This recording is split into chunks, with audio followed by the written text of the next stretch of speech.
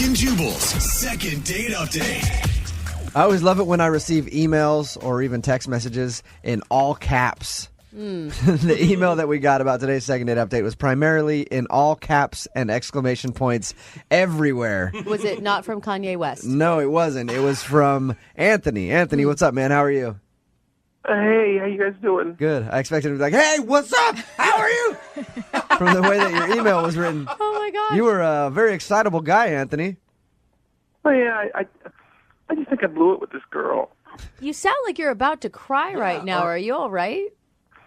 I'm sorry. I'm a little bit upset. I'm sorry. Okay. You live hard, Anthony. I feel like you don't do anything halfway. You're happy, you're sad, you're excitable. Who is this girl, Anthony? Her name is Trisha. She was a friend of a friend hooked, set us up on a date. It's been a long time since I've gone out on a date because I was in a relationship. Anthony, are you crying? I'm trying to get it together. I'm sorry. Are you really crying? And that's okay if he is, Jubal. Okay. I'm just saying. Hey, he really likes this girl. I like men who are comfortable crying. Yeah, but you went. Tell us about the girl, You're Anthony. right. She's just real sweet. She's got really beautiful hair. It smells great, and she's got a funny laugh. And she just seemed like a really nice person. Okay. What'd you do on your date, Anthony? I was afraid of doing anything too romantic and too forward, so I took her down to the pier in Seattle, and we got ice cream and, looked at the water and had dinner. It was just a really nice, fun time. I'm sorry that I judged you. I'm almost in tears right now. Stop, That man. sounded like. Anthony, how did the date end? Did you get a hug? What happened? Did you weep into her neck while she held you? We just hugged because, I don't like to kiss on the first date because, I want to have like a nice, memorable thing Okay. that everything else is built on. Weird. You don't strike me as that type of guy. Yeah. I figured you'd just be going for it. I think, Anthony, what people are curious about is, like, how can you get so attached to a woman that it makes you cry when you've only gone on one date with her? Well, part of it's her because she seemed like she really liked me. And then, like I said, I've not done this a lot. I dated my high school girlfriend since I was a freshman in high school, and then we were together until a year ago. Okay. So that's all you've had. You've Wow. had one serious girlfriend ever So like 10 years? Yeah, and never dated. right. Ooh. Okay. Wow. Yeah, we need to. That explains a little bit. Yep, Um, it does. Now, your email said you'd be really devastated if you never found out why. Well, I mean, if I'm doing something wrong, I'm going to be alone for the rest of my life, right? So it'd be nice if I could figure it out. I know you're new to this, but it's one date, dude. You get blown off a lot in the dating world. Yeah, It's believe true. me. Yeah, but she seemed to really like me, and she was so sweet, and she's got the best-smelling hair ever. Okay. Anthony, you brought up the hair twice. So you didn't freak out about her hair the whole time on the date, right? Because that could freak a girl out. I didn't mention it. Okay. It sounds like you were really, really into her hair. Well, it's really pretty, and she looks like a shampoo commercial girl. It's great. I don't want this to sound weird or anything. I just really felt like a strong connection with her, and I just don't want to lose that. Okay. I don't think that comes along every day. Okay, now, Anthony, I am going to be honest. I'm a little worried about your emotional state. Like, for instance, if some sort of negative scenario came up. I think I'll be okay. Oh, God. Oh, he's already upset. This is Wow. going to end poorly. Find some Kleenex, buddy. Yeah. Not to make you wait any longer. We're going to play a song. Oh, no. Come back and get your second date update, all right? Okay, thanks, guys. Moving 92.5. Brooke and Jubal in the mornings. Second date update. You guys think Anthony's been huddled in a ball in the corner, weeping Yeah. during that whole song? Listening to a really sad song, like True Colors or something. Anthony, you still with us? Yeah, I'm here. All right. God, I feel so bad. Buddy, I wish I could hold your hand through this. My heart was beating so fast in that last song. It was just... If anybody's just tuning in for the second date update, Anthony called us about a girl named Trisha that he went out on a date with. The first person he's been out with in how long, Anthony? Well, since my girlfriend and I broke up a year ago. Okay. And his first real adult date, period. Yeah, You've because- never dated before. He met her in high school. They dated for a long time. Can I give you some advice, Anthony? Okay. Okay. Sorry. Okay. Anthony, are you for Yeah. real freaking out this much? I'm sorry, I can't help it. Pull yourself together, Anthony. Yeah. What the hell is wrong with you? It is one date, Whoa. and this does not sound Hey. attractive. I am sorry. emotional. He needs a little tough love right now, Don't Lydia. beat him down before No, the girl no. says something negative Listen, to him, okay? we are empowering him right now. Anthony, I want you to stand up straight, pull your shoulders back, and get ready to do this like a man. Okay. All You right. never know. Anthony, Yeah. you could have met the love of your life that night. That's and right. not, Totally. this is very important, Anthony. Okay, Jubal, What? we just went through a whole power him up thing. I know, but I just want to let him know how important this thing is, and he should be very nervous. Stop. No. I am nervous. I know, Anthony. Anthony. I know. You're an emotional dude. I get it. But put your phone on mute if you start to, hyperventilate or cry. Okay, I can do that. All right. Okay. We got this, Anthony. Anthony, you still there? I'm here. All right, I just want to make sure you didn't pass out.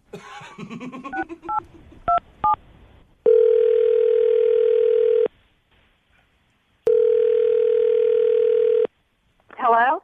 Hi, I was looking for Trisha. This is she. Hey, Trisha, how are you? This is Jubal from Brooke and Jubal in the Morning. I'm moving 92.5. Hi. How's it going? Good. You recently went out with a friend of mine. I did? Yeah. His name is Anthony. You remember going out with a guy named Anthony? I do. How is he? Wait. Okay, you're on the radio and he's your friend. I'm on the radio, so I have lots of friends. Oh, God. Yeah, and Anthony happens to be one of them. Okay. And he said that he really enjoyed the date with you and thought that you guys were going to go out again, but you haven't called him back or responded to any of his messages or voicemails or any of that. So I wanted to call you and ask if he did something wrong on the date. That's just weird that he's having you call for him, but he did have a really great time on the date. That's true. He did? So did you not have a good time then? I mean, I had a good time, but I think that Anthony had a really good time. Was he just too eager on the date? Well, it wasn't really on the date. It was afterwards. What do you mean? He tweeted 5 times about our date within 2 hours. So What? He went back after your date and just started tweeting about it? Yeah, he was he tweeted "Lonely No More," "Most amazing date of my life." Oh my God. Points. Oh, that's awesome. That is horrible. What were you? Well, wait, it gets better. It was "Is this what love really feels Oh, like?" God. with exclamation points and question marks. Are you scared at this point, Trisha? I mean, yeah, especially, okay, how about this one? "At last, my love has come." And he then, in parentheses, put Etta James. No! Oh, no. Really? He's quoting Etta James on his Twitter feed. Trisha, Yeah. I should also let you know that Anthony is currently on the other line right now listening to this conversation. Are you serious? Hi. Oh, God. I'm sorry if it creeped you out a little bit. I mean, I was just trying to make a really nice evening for you, and Oh, my God. I thought we were having fun. Okay, well, the date was very nice. You took me out on a very nice date, and it was fun. But seriously, Anthony, you tweeted, "Oh, my God, freaking out. I think I hear church bells." Oh. Oh, isn't that a romantic thing to say? I mean, isn't that what every Yeah, isn't we that were what every together girl for dreams about? 3 Finding years. the right guy and getting together and living happily ever after. Are you crying? No. Oh, my God, this is a joke, right? There's no way you're crying right now. No. I think he has allergies. I think that's what it is. Trisha, Anthony's an emotional guy. Anthony needs therapy. Amen. I am sorry. Trisha, Anthony, let me help you out a little bit. Trisha, if you didn't know, Anthony just got out of a long relationship with his high school sweetheart. You're the first girl he's been on a date with since high school. Dude, be single for a while. Seriously, there's so many great things about being single. Go experience life a little bit before you tie by yourself myself? into a relationship. relationship. By yourself. Yes, Anthony, that's possible. You can do it. Okay. Anthony, you need to really, dating is hard and it's going to hurt. But you need to find some confidence, dude. What do you like about yourself? I think I'm charming and I'm good looking. I mean, I don't know. Yeah, Trish thought you were good looking, didn't you? Yes, he's very attractive. Trisha, is there like one piece of advice in particular that you would give to Anthony? Yeah, stop crying. Yeah. Hey, yeah. At this point, I would like to ask you if you'd like to go on a second date with Anthony. Hey. We will send you guys out. We'll pay for it if you go out with Anthony one more time. I think I'd rather set him up with one of my friends. Oh, Wow, hey, a that's friend not- that you dislike? Yeah. Or... Oh. Anthony, you'd like to go out with Trisha again, right? Yeah, I would very much. Oh, look at Do you that. think you sounds can fun, hold it Robert. together and not be too clingy? Yes. I'll work on that. I'll be good at that. Trisha, do you want to give him another shot? I just feel like he needs a little bit more time to be single. Okay. All right, that's fine. Oh, man. Sorry, Anthony, but you got your answer, and now you know. Maybe take some time to Okay. yourself. Do like everybody else and save the tears for the bedroom. Brooke and Jubal in the morning. Brooke and Jubal's second date update. Anytime I hear stories from friends of mine, usually female, who have had like a worker over on their house, either doing some construction or something, and they end up asking them out, it always trips me out because they never say yes to the guy, but then I think there's the one time where that's actually worked for that dude. And you never hear about it actually working until today, and today's second date update. Jane actually agreed to go out with the cable guy who asked her out, who's usually probably going to be one of the creepier people to come to your house. Out of all of them, Yeah. that's who you pick. I'd go with the plumber first. Jane, how are you? Hey guys, I'm good. How are you? Good. So you actually decided to go out with the cable guy, huh? Well, yeah, he was cute. I mean, How does that even happen? he showed up to install my cables, and we got to talking, and he just asked me out, and I was like, this guy is so cute, and he's not like a regular cable guy. Like, he wasn't creepy. He's better than all the other cable guys, isn't he? Yeah, he was. Whoa. What did you guys do on your date? We went out for a drink, and we talked about movies. Like, I just saw Guardians of the Galaxy, and he had seen it too, so we, talked about that. Nice. And just, hung out. We told jokes. I'm really nerdy, but I love jokes. And he loves jokes too, as it turns out. Weird. You're one of those rare people that like jokes. Sense of humor is Yeah. something nobody likes. Strange, Jane. Wow. Weird that you two little oddballs would find each other in a world as big as this. Are you making fun of me? No, I'm not. A Jane. little. I'm not making fun of you at all. A little bit of a joke. So you guys had drinks, Yeah. enjoyed some jokes and some movie talk. Anything else happen interesting on your date? Usual date stuff. Okay. Like, what's usual date stuff for you? Because, hey, we get a lot of these second date updates, and some people's usual date stuff is like unusual 12 years married stuff. No, I'm pretty basic. It's think of a normal date with a cable guy. We talked about what kind of premium channels I have. We talked about my remote control. You try to get some sort of free upgrade off of him? Is that what you were doing? Exactly. I was like, can you bundle my package? Yeah. I bet you wanted him to bundle your package a little like bit. that line. That's obviously why you're calling to do a second date update. So he hasn't. No. So he obviously hasn't called you back since your date. Have you talked to him at all? No. Okay. And we do these things. I ask everybody every single time, is there something weird that could have happened during your date? Did you do something weird? Did you say something that he could have thought was weird? I didn't think it was weird, but when I was talking to your producer ahead of time, he actually did think that one part of my story was strange. Okay. And what part of the story is that? So maybe the only thing that maybe weirded him out a little bit is that I have a happy birthday book. You have a what? It's a happy birthday book. What's a happy birthday book? I have no idea what you're talking about. It's a little book that I keep in my purse, and I write the birthdays of people I like in it so that I can remember them and wish them happy birthday. So you have a book with you at all times with everybody that you feel is close to you. Yeah, I think birthdays are special. And you thought that was weird? Kind of weird. I mean, it is kind of, but like not bad enough to not to call I somebody don't know. back. I mean, we'd had a couple drinks, and we were just like being fun and flirty. So I asked him what his birthday was, and he told me. So I wrote it down in my birthday book, and he gave me kind of a weird look. So he seemed kind of weirded out that you pulled out a book and wrote down his birthday after he said it.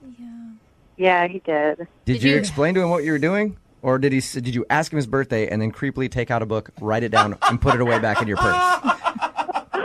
No, I explained. Okay. Do you feel like the birthday book weirded him out? Well, I mean, I don't think it's weird because my mom used to do that, so it's just second nature to me. Like, my mom was a very polite person who wrote people birthday cards, and it's just like how I was raised. Did your mom teach you rules about it, though? Like, you don't kiss on the first date, you don't birthday book on the first date? No, you guys. That's what I was going to think. The only reason why I think your birthday book would have weirded him out is if he thought that it was all just people that were super, super close to you. Yeah. And then you're already including him in that group of people. Did you explain to him that, hey, I just write down everybody's birthday because I'm a sweetheart and I like to send pictures and cards and things like that? Happy birthday. I don't think I did. Okay. So maybe he's thinking that you might be a little clingy and someone who'd get a little too attached too quick. Yeah. That is a big jump to conclusions for writing down one birthday, though. I mean, come on, especially when you're drinking a little bit. How drunk were you guys? Pretty drunk. Thank you, Brooke. I don't think so. I'm just saying, like, No, all if of a I go sudden- out on a first date with a girl and she's already solidified my name in a book with my birthday next to it, to me, that sounds pretty permanent already. Plus, it's the digital age where all of this information is already readily available online. So it's kind of taking a special effort to physically write it down in a book. But that's what I like about it, because nobody writes things down anymore, you know? I think it's thoughtful. I think you're nice. All right, well, we'll play a song, come back, call him, and get your second date update, all right? Thanks. All right, hang on. Moving 92.5. Brooke and Jubal in the mornings. Second date update. If you're just tuning in for the second date update, Jane is on the phone with us. She took a risk, a big risk, and went out on a date with the cable guy. Yeah. He actually asked her out while she was working at her house. She agreed to go out with him.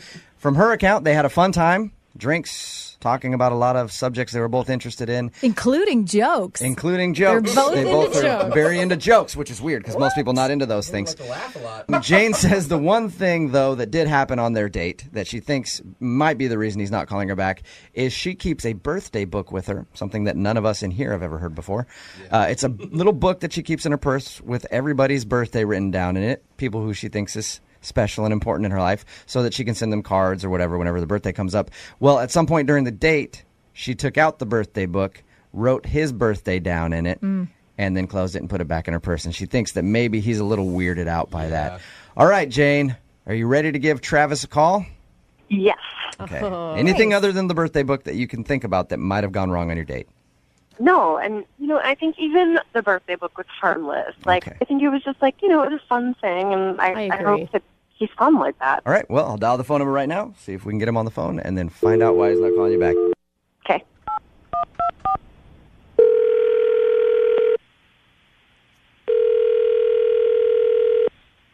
Hello, Hi, can I speak to Travis, please?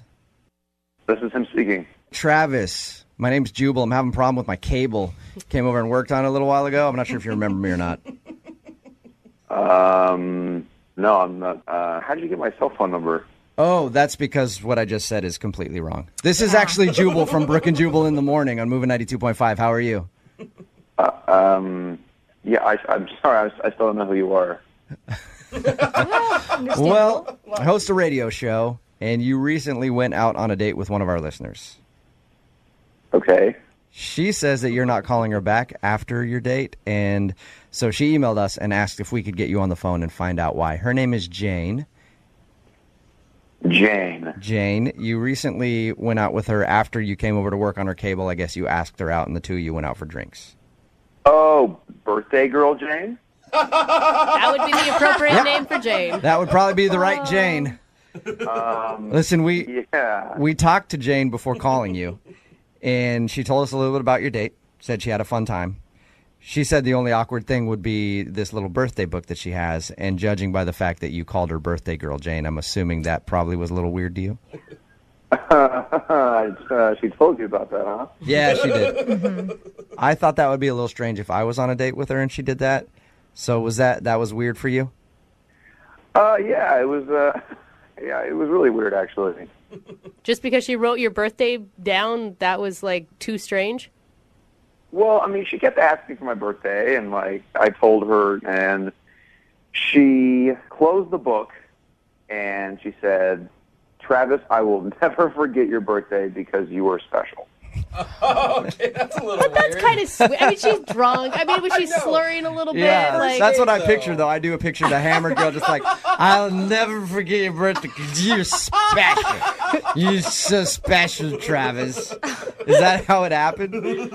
Well, yeah. I mean, it's a first date. I mean, that's pretty weird saying all this stuff. But anyway, she starts like, she forgets that she had birthdays for her like girlfriends today, so she starts texting them. Oh, no. She was texting her friends that she saw in the birthday book that she has. Yeah, she like makes me grab the phone and sing "Happy Birthday" to one of her friends. Oh, dude. Oh, that sucks. that's kind of funny. No, I would be annoyed with that. Like she put you on the spot and said, "Here's the phone, sing happy birthday to my friend Janet," or whatever. Is that what happened? Yeah, it was just kind of annoying because like we're at this bar and I'm singing "Happy Birthday" to one of her friends who I've never met before. Did she seem really drunk at this point? Yes. Okay, because that sounds like hammered activity. Like, it's my birthday book. And you know what we're going to do now this Sunday? We're going to sing happy birthday to everybody. Do you think that maybe she was like just trying to be playful, though, and still flirting with you? At first, it was kind of cute when she was asking me about it, but then she kept asking me, like, if I remember her birthday, like it was a quiz. Oh, no. She kept saying, "Travis, when's my birthday?" I was like, April 19th. I said that a couple times during the night. She was like, "Good job." So you're saying that she has a strange obsession with birthdays. Oh, goodness. A little bit. And she kept giving you like a pop quiz that you never wanted to have. Oh, sweet No. girl. I mean, it was cute. It was cute the first time, but after that, it was really annoying. Yeah. Hey, Travis, when is her birthday? April 19th. Good job. He couldn't help you. Travis, I should also let you know that she's actually on the other line listening. Hi, Travis. I caught you. What do you mean you caught him, Jane? Why do you hate birthdays so much, you birthday hater? I don't hate birthdays, but I think it's weird constantly talking about birthdays. Now who's the one who's constantly talking about birthdays, you birthday hater? Are you, Jane, what are you doing? Is this like your weird way of flirting with Travis? Reverse psychology? Or? Jane. I don't know. I like him so much. Oh, Jane. You sweet girl. Are you just embarrassed right now? Yeah. I mean, maybe you could just explain to him like you were just being wasted or something. I was. Travis, I'm so sorry. I feel like I probably blew it with you. I just was drunk and I was having fun and I thought you were on the drunk train with me. Well, I mean, it was just really weird. It was like our first date, and all you wanted to talk about was birthdays and this birthday book, and I thought that was really strange. I got nervous. I ran out of jokes to tell. So is that your backup, Jane? When you get nervous, you run out of the jokes, and then you get into the birthday stuff?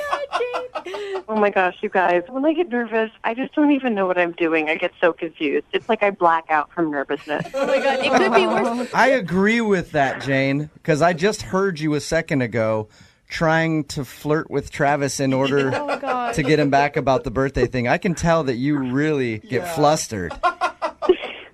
I do. It's really a problem. Yeah. All right, well, let me do this for you then, Jane. Let me do this for you, okay? You just sit there and hang out for a second. Yes. All right? And collect yourself, okay? Because this might be pretty nerve-wracking what's about to happen.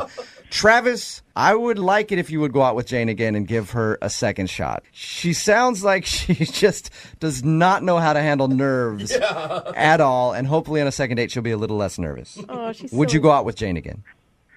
I don't know. one more chance. Like, how harmful can it be to go out with her again? The worst thing could happen is you start talking about birthdays again, and then you never have to call her.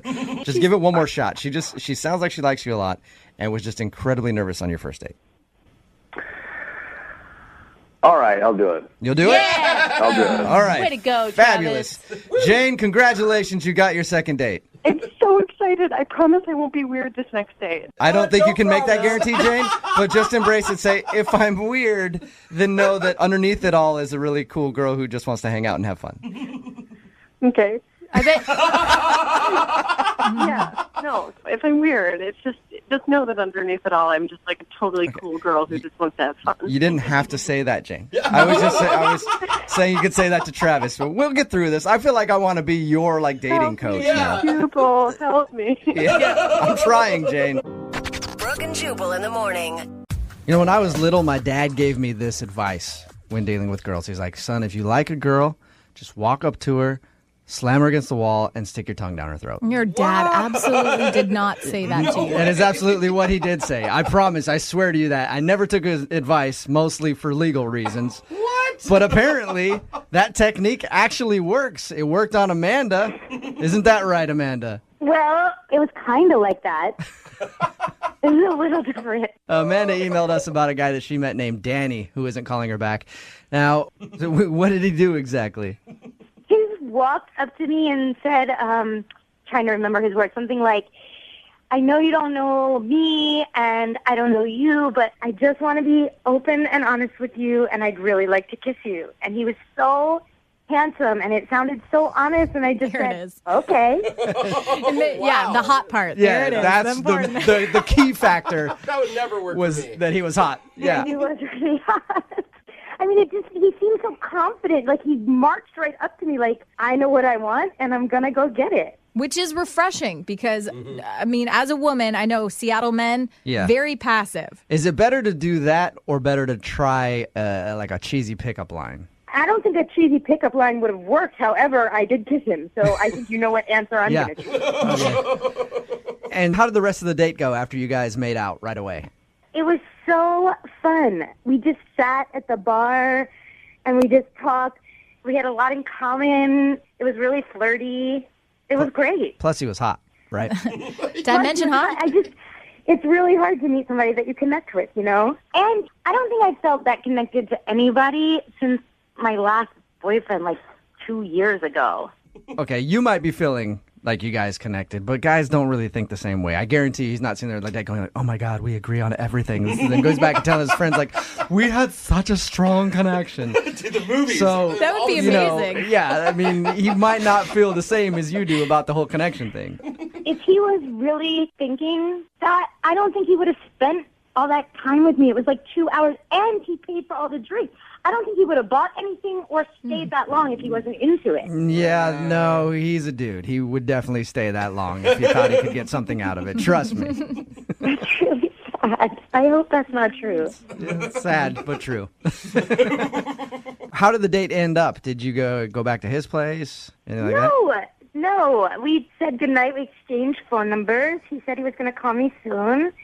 It was weird, though, because he didn't kiss me goodbye right then, which I thought was like, okay, is it because we already kissed? Maybe I gave it up too quickly? I don't know. I'm starting to wonder if maybe I shouldn't have gone for that line. Maybe I should have made him work a little harder. Right. I mean, technically, your date did regress. It's kind of like going from first back to home base. We made out, and then we talked for a while, and then he just left. Yeah. But it was really fun. Like, we even got into this thing where we were singing together for a minute. And, I mean, it was really fun. You think it's your singing? You could have turned him off. Maybe that's just, off pitch. That's his deal breaker right there, ladies who can't sing. Let's call spade a spade. I definitely sing better than him. So I don't hear that's his excuse. That's baloney. And how many times have you tried to get a hold of him since your date? I texted him that night when I got home just to say, like, hey, I had a really great time and whatever. Didn't hear anything back. And then the next day I started to get worried that maybe he gave me the wrong number. So I checked in to just say, hey, text me back and let me make sure this is the right number. Didn't hear anything. All right. Weird. Well, maybe that's it. Maybe you kissed him too early and just ruined it. Would that be a deal breaker for either of you guys? No. Nope. Yeah. Definitely Yeah, not. thought so. All right, we're going to play a song, come back, call him, and get your second date update. Thank you. You're welcome. Just hold on. Moving 92.5. Brooke and Jubal in the mornings. Second date update. Hey, Amanda. Yes? Here's what I think happened on your first date. Okay, and this might seem rude, but I'm not trying to be rude. I think that maybe Danny thought that you were a bad kisser. And so there was no hope of you getting a second date at all. And that's why he's not calling you back. Why do you think that? Well, Why would because- he hang out with me so much longer after the kiss? Maybe he felt obligated to because he came up to you with not really a pickup line, but let's face it, it's kind of a pickup line. He said, what do you say? He said something like, I just want to kiss you right now. Yeah, he said, I know we don't know each other, but I really just want to kiss you. I'm going to be straight up. Boom. And then you kissed him, but he didn't kiss you the rest of the date, and then he wouldn't kiss you at the end of the date, which tells me that maybe he just thought you were a bad kisser. I've never heard that I'm a bad kisser before. I mean, well, let's ask him. Okay. We're going to give him a call, see if we can get him on the phone and find out why. And that's just my opinion. It could be something completely different, okay? I really hope you're wrong. Okay, yeah. Anything but that. I just don't want him to say I'm a bad kisser. All right, here we go.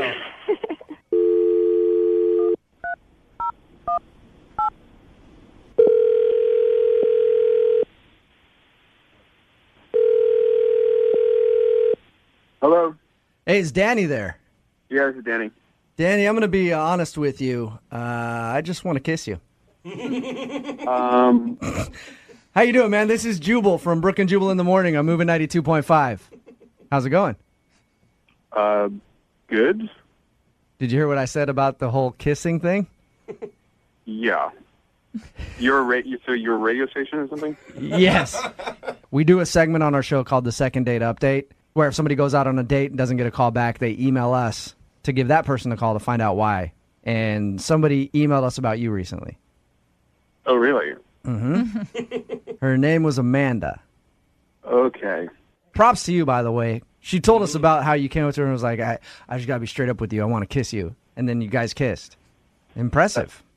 Well, yeah, it's a pretty good line. He admits it is. Okay, I figured good. that's a line that you've used before. So Amanda emailed us about you and wants to know why you're not calling her back. She said you tried to get a hold of you about 4 times now. She really felt like you had a strong connection and just wants to know if she did something wrong or if you're even interested. I don't know. I don't really know if I want to say anything. You know, it's a radio and everything. I don't want to embarrass her or anything like that. You know, she was nice. I want to just, keep it cool. Keep in mind, though, Danny, she's the one that asked us to call you. So if it does embarrass her, it's kind of her fault. All right. I'll try to put this as, gently as I can. She, every time she, opened her mouth to, talk, she kind of would spit a lot. Oh, no, a spitter. First time it happened, I thought, just an accident. We've all done something like that. Mm-hmm. But, it just kept happening. And it was raining all over me. It was just it kept hitting me, in the face. And, she actually got me in the eye at one point. Oh, no. Danny, I feel your pain. That's the worst thing ever. I've had a few people talk to me that are spitters, and you see that drop coming in slow motion towards your eye the whole time. I completely understand where you're coming from on this. Oh, God. Yeah, and I wear, contact lenses, so I was like, oh, man, So this is killing me. she just spits when she talks a lot. A lot. I mean, I've never seen anything like it. Hey, Amanda, do you spit a lot when you talk? No!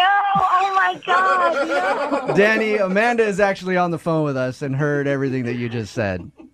Oh, I'm what? so sorry. I'm sorry. I'm sorry. I didn't know you were on the phone. Oh, my God. I'm sorry. Oh, my God. I don't even know what to say. I'm so sorry. I'm so embarrassed. I cannot believe this is happening on the radio. Well, maybe it's a condition you want to get checked or something. I don't know. This has never happened before. I've never heard this before. That's all I was going to ask you, Amanda. Has anybody ever complained about you spitting on them while you No, talk? never. I've never ever had this reaction from anybody before. I don't know what was going on. Maybe it's because you kissed me and you made my mouth water. I'm really sorry. Well, if I made your mouth water, that's flattering, but still, that was a lot. I mean, like, that's some serious saliva action going on in there. I mean, those sure it was, but listen, as I'm talking right now, since you said that, I held a piece of paper up to my mouth, and there's nothing. There's not one drop. I'm telling you, it's dry as a bone. I'm talking right now, and it's dry. Okay, that's a huge improvement, and I think that's great. Danny, props to you. Apparently kissing you, though, makes women salivate so much they can't control themselves. Pavlovian dog experiment. I can't even believe it. My face is bright red. I'm so embarrassed. Danny, do you think it's a one-time thing, or do you think that Amanda is just embarrassed and trying to downplay it? Mm-hmm. I think she's a little embarrassed and just trying to downplay it. She didn't seem drunk. I think this is kind of just who she is and kind of what happens to her. And I think that's cool. That's who she is. It's just I'm not interested in getting drenched every time I... So you're saying... I don't know, Danny, though, but think about it. Why would she embarrass herself, put herself in this situation on the radio if she knew it was a common complaint that she's gotten before? Well... She was sitting by herself at the bar, which makes me think, well, maybe that was a sign. Oh, no! Nobody ever wants to tell somebody that they're a spitter. Guys. Right? So, Danny, you're saying Amanda's a spitter. No question about it. Oh, she's a spitter. You can't know that. And like, I kept backing up because she's also a bit of a close talker. Like, she keeps getting close and close and close. And like, oh, okay. Danny, you've been honest with me all the way up to this point. If you meet me again for a second date and I spit on you once, just say, that's it, and send me home. But at least give me a chance. That's okay. I know it's not true. Danny, would you like to go out with Amanda again? One more date. We will pay for it. And you can send me home immediately if I spit on you once. I promise I won't. Yep. One droplet of saliva touches your cheek. And you can send her packing. Come on, it'll be fun, and I promise you I will not spit. All right. I'll hold you that. You'll do it again. Yes! Right. One drop, and I'm out. One drop, and I'm out. One drop and I'm out. Yep. We're going to give this poor girl like dry mouth, cotton mouth because she's so scared. She's going to be wiping her mouth the whole time. She's eating napkins actually at dinner. Brooke and Jubal in the mornings. Second date update. The guy on the phone for a second date update today met the girl that he wants to call at every horny bachelor's favorite hunting ground. A wedding. That's right. That's not what I thought you were going to say. Where they love to go troll for ladies. His name is Ryan. What's up, Ryan? Hey, how's it going, guys? What's up, you horny bachelor? Guilty as charged. Oh, my God. I love how all your dudes are on the same page on this one, and I'm just learning this. Yeah, I mean, everybody knows that the best place to meet a girl is definitely at a wedding. Yeah. So tell us about the girl that you want to call today, and when did you pounce during the wedding? Well, her name is Rose. We were both in the party, so she was one of the bridesmaids. I was a groomsman. She caught my eye, so, we walked down the aisle together, so we had a lot of time to chit-chat. Oh, was she actually the person that you were paired up with? It was, yeah. So we were we had to stand there waiting and all that. That's Good like for you. destiny. Yeah. Wow. I mean, the reason why is because we were the only two single people, so they put us together. Oh. So that it makes was, sense. It was less fate and them being like, well, you two losers don't have anybody. You can walk down the aisle together. Yeah, so we had a few drinks at the reception. Everybody was getting loose. Everybody was dancing. I was joking around, and, I thought she was cute. I was going to ask her out, so it was a wedding. I decided to get down on one knee. And, nice. No, you didn't. In the middle of the reception? Yeah, I mean, it was a good time. Everybody was joking around, so I got down on one knee, and I proposed a date to her. And did she cry? She didn't cry. I could tell she was a little embarrassed by it, and she's like, get up, you idiot. Like, she's got a really cool, dry sense of humor, really sarcastic, which I find that attractive. And I'm assuming she said yes, since you're doing a second date update now. Yeah, she said yes, so I was stoked about it. It seemed like a good match. Awesome. What'd you guys do on your date? We went out to a sushi spot that I really like, and it was great. I guess the only one thing that I'm going back and I'm thinking, like, what did I do Did I say something stupid? And there was a part where I don't know how we landed on this topic of conversation, but we started talking about underwear, and I basically just told her, I was like, I personally don't believe in underwear. I just... Whoa! You don't believe in it, like you don't think that it's an actual thing? Because I can tell you it exists. No, I know it's an actual thing. I got that, but I just think it's unnecessary. I think it's the most uncomfortable thing that man has invented. Okay. It's just no need. Why do you have to wear underwear? So Who knew that underwear was a belief system? I didn't know that until now. Yeah. You're pretty passionate about going commando, it sounds like. I just don't feel the need to wear underwear. Why am I going to restrict myself? It's not like I'm wearing see-through pants or something. Like, what's the big deal? Okay. So did she take that as like you trying to imply like, hey, lady, take your panties off? That's what I'm sort of wondering and I'm worried about, which is not at all what I was saying. I wasn't trying to be creepy, but now looking back on it, I'm like, I don't know if you thought I was like making a comment on my manhood or something. I don't know. Yeah, I could see how that could look like you're whispering across the table, like, I'm not wearing any. Yeah. Just giving her a tip on what's going on. Give her a wink. Yeah. I could see how that could be a little weird. Did she act strange after that? You know, there was like probably a couple minutes of just sort of awkward, like, okay, now I got to get the conversation back on track. But after that, everything seemed to be cool. You know, that was like 3/4 of the way through the date. So I would say the last quarter was like smooth sailing. Okay. How did it all end? Well, I walked her out to her car. Again, I wanted to be a gentleman, and I felt like the vibe was go in for a kiss, and I did, and she sort of backed away, and then she apologized. She said, "I'm so sorry. I feel like my breath smells," because we were eating fish, so she obviously sushi. So she was like, "I feel like my breath smells like fish, and I don't feel comfortable kissing you with my breath smelling like this." I said, "Oh, I don't mind," because obviously I had sushi too, and she was like, "No, I'm not into that. I'm sorry." Do you feel like I think she it's an legit excuse. thought her breath smelled like fish, or you feel like it was an excuse? I'd like to think that it was legit, but now without hearing from her, I'm like, maybe that was an excuse. Yeah, because if you're both eating the same thing, it doesn't matter. That's what I think. Like, I've had onions before, and I've been out on dates with girls who've had onions or garlic or whatever. Like, it's always that sort of thing. It's like, it doesn't really matter, you know? So have you tried to get a hold of her? Yeah, you know, I dropped her a text later that night, and I said it was really great hanging out with you. Let's do it again. And I didn't hear from her that night. Like, the next day, the middle of the afternoon, she was like, yeah, that was a lot of fun. But then, like, I sent her another text trying to set something up, and I got sort of like a non-committal response, like, yeah, maybe so, hit me up later in the week. And did you hit her up after that? I did, and then I didn't hear anything. So, And you sound like such a lovely date from your description.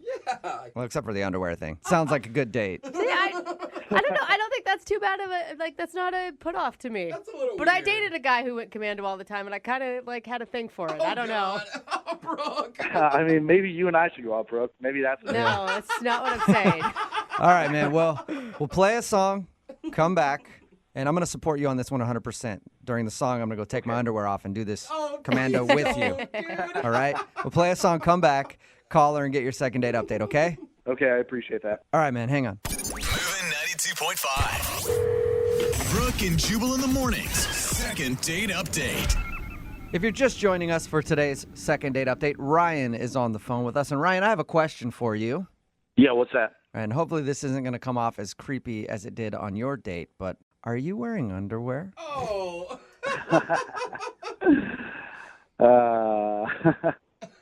He finally I'm got waiting uncomfortable about for it. the answer, Yeah. Ryan.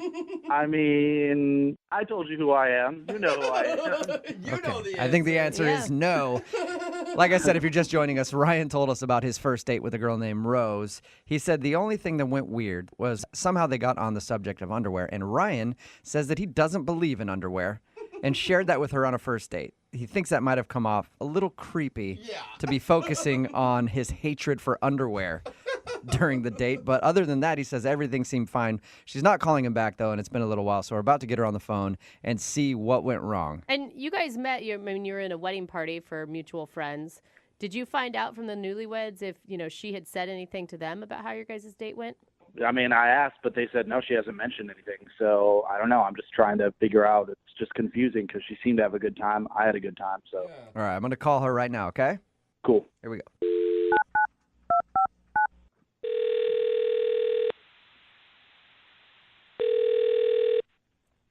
Hello? Hi, is Rose there? Yeah, speaking. Hey, Rose, how are you? This is Jubal from Brooke and Jubal in the morning. Oh, okay. What's going on? Is there a reason why you're calling me? There is. We actually got an email about you from one of our listeners. Okay, an email about me? Mm-hmm. It's a guy you went out on a date with. Really? Yeah. His name is Ryan, and I'm sure you remember Ryan. He says you guys met at a friend's wedding. Yeah. Okay, well, he emailed us and told us a little bit about your date, but he also told us that you're not calling him back. So he asked if we could find out why you don't want to see him. Oh. Wow. Okay. He sounded really excited about you. Yeah. Yeah. Okay. Did you not like going out with him? I mean, I don't know if this is going to go anywhere. And why is that? Can you tell us? Oh my God, this is kind of awkward. I can tell you what he told us. Okay. So he said that you guys met at the wedding and had fun and then went to go get sushi. Yeah. He said there was one awkward moment during your date, and he thinks that might be the reason you're not calling him back. Did he tell you what that was? Yeah. He said that he went into a little thing about how he doesn't believe in underwear and how he doesn't like underwear and it's constricting and all that. And Yep. he says he thought that might have weirded you out. Yep. Yeah, that happened. I mean, that was a lot of information on a first date. Was that the pivot point that turned you off from him? Well, he didn't even really need to tell me that part. What? About the underwear? Yeah. You know, he was wearing shorts. I noticed at one point when I got up to go to the bathroom that he may have been revealing a little too much in the shorts. Oh, Wait, no what do way. you mean? Be specific. I need specific. I think I know. Yeah, I think I do I think you guys know. too. Like, he was kind of hanging out for the world to see. Flashing a little. Yeah, I mean, I wasn't sure, but then he started talking about how he doesn't believe in underwear, and I thought, no, I was 100% right, I guess. I can tell. Yeah. All right, so maybe he should have been wearing underwear. Oh my God. Yeah. So wait, do you think it was an accident or was he like putting it on display for you? Oh God, I don't know. Hope it I was mean, an accident. I hope it was an accident too. It was just a lot of information at once. A So. lot of information. You should have reached across the table and tucked it back in for him. Oh God.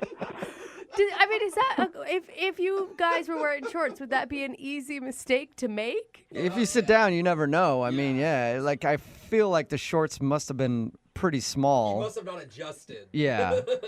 I don't know if I need to hear this. Do you think it was an accident? I don't know, but you know, to be honest, I don't really care. I don't know if I want to know. I don't feel like that's fair. I mean, if you had a nip slip and nobody told you about it, like it's not something that you should get blamed for. But it's different. I mean, what if I was doing it on purpose and I didn't care and it was just out there? Yeah. So, I know how we can find out if he knew that he was sort of dangling about. You know, like I said before, I really don't care at this point. Well, I think Ryan cares, and he's actually on the other line and wants to talk to you. What are you talking about? I mean that Ryan's been listening to this conversation, and he wants to talk to you. What? All right, Oh. in my defense, I had absolutely no idea that I was exposing myself to you. You flasher, you. Honestly, I'm being absolutely sincere here. Like, I apologize. That is not at all. I wasn't trying to do like a 1-2 punch of, hey, maybe look at this, and oh, I don't like underwear. Like, I swear to you, I had no idea that I was hanging out. Okay. No, I mean- I'm being serious. It sounds like I'm joking, but I'm absolutely dead serious. I did not know that it was happening, nor would I have, done anything like that. So if I made you feel uncomfortable, I sincerely apologize. I'm just wondering, why you brought it up at that point then. It's a strange thing to bring up on a first date. It is, but the conversation sort of went there, and I wasn't trying to necessarily steer it there. And then it was like, we sort of landed on that topic. And the fact that you saw that right beforehand is absolutely a coincidence. It's an unfortunate coincidence. An unfortunate coincidence. Did you not feel a breeze or anything? It's not like I was engineering the date to be all about my junk. You seeing it, me talking about it, like, sincerely. But you feel like if you're a guy who goes commando, you think you'd be super careful in shorts if that's a likelihood of happening. Exactly. I'm usually careful, but maybe I had a napkin in my lap, so maybe I thought, like, if anything was popping out, like, I don't know, like, that's no one has never told me about this before. So if I have been exposing myself inadvertently, I feel terrible about that. Yeah. Now you have something to be aware of. I mean, if I've gone home for the holidays or something, and I'm sitting here, like, with my junk hanging out, I didn't know it, so... Well, now you know. So, yeah. I mean, look, again, I cannot apologize profusely enough. I mean, I had a great time with you, and I hope that, I mean, you seem to have you do have a really great sense of humor, and I hope maybe you can just sort of understand that this was absolutely inadvertent and not in any way some sort of pervy, sleazy thing that I was trying to pull on you. So I would love to take you out again, and I will promise to wear underwear on our next date. That was so hard for him, Rose. Rose. Do you know what he's doing for you right now? Would you like to go out with Ryan on a second date? We will pay for it, and we'll pay for his underwear, too, if you give him one more shot. At this point, I mean, it's a very heartfelt message, but I'm skeptical. I don't know. Come on, Rose. You guys were in the same wedding for two of your best friends. Like, do you think that your friend's going to be marrying some sleazeball who would have a friend who would expose himself? Like, there's got to be some trust circle there, right? Well, yeah, I have references. If you need references, I have references. That's a good point. I don't know. It's just, is underwear never an option, or it's a lot? I will say this. If I'm wearing shorts, it's something that in the future I will definitely take into consideration and wear, I just need to suck it up and put on some boxer briefs or something. Yeah.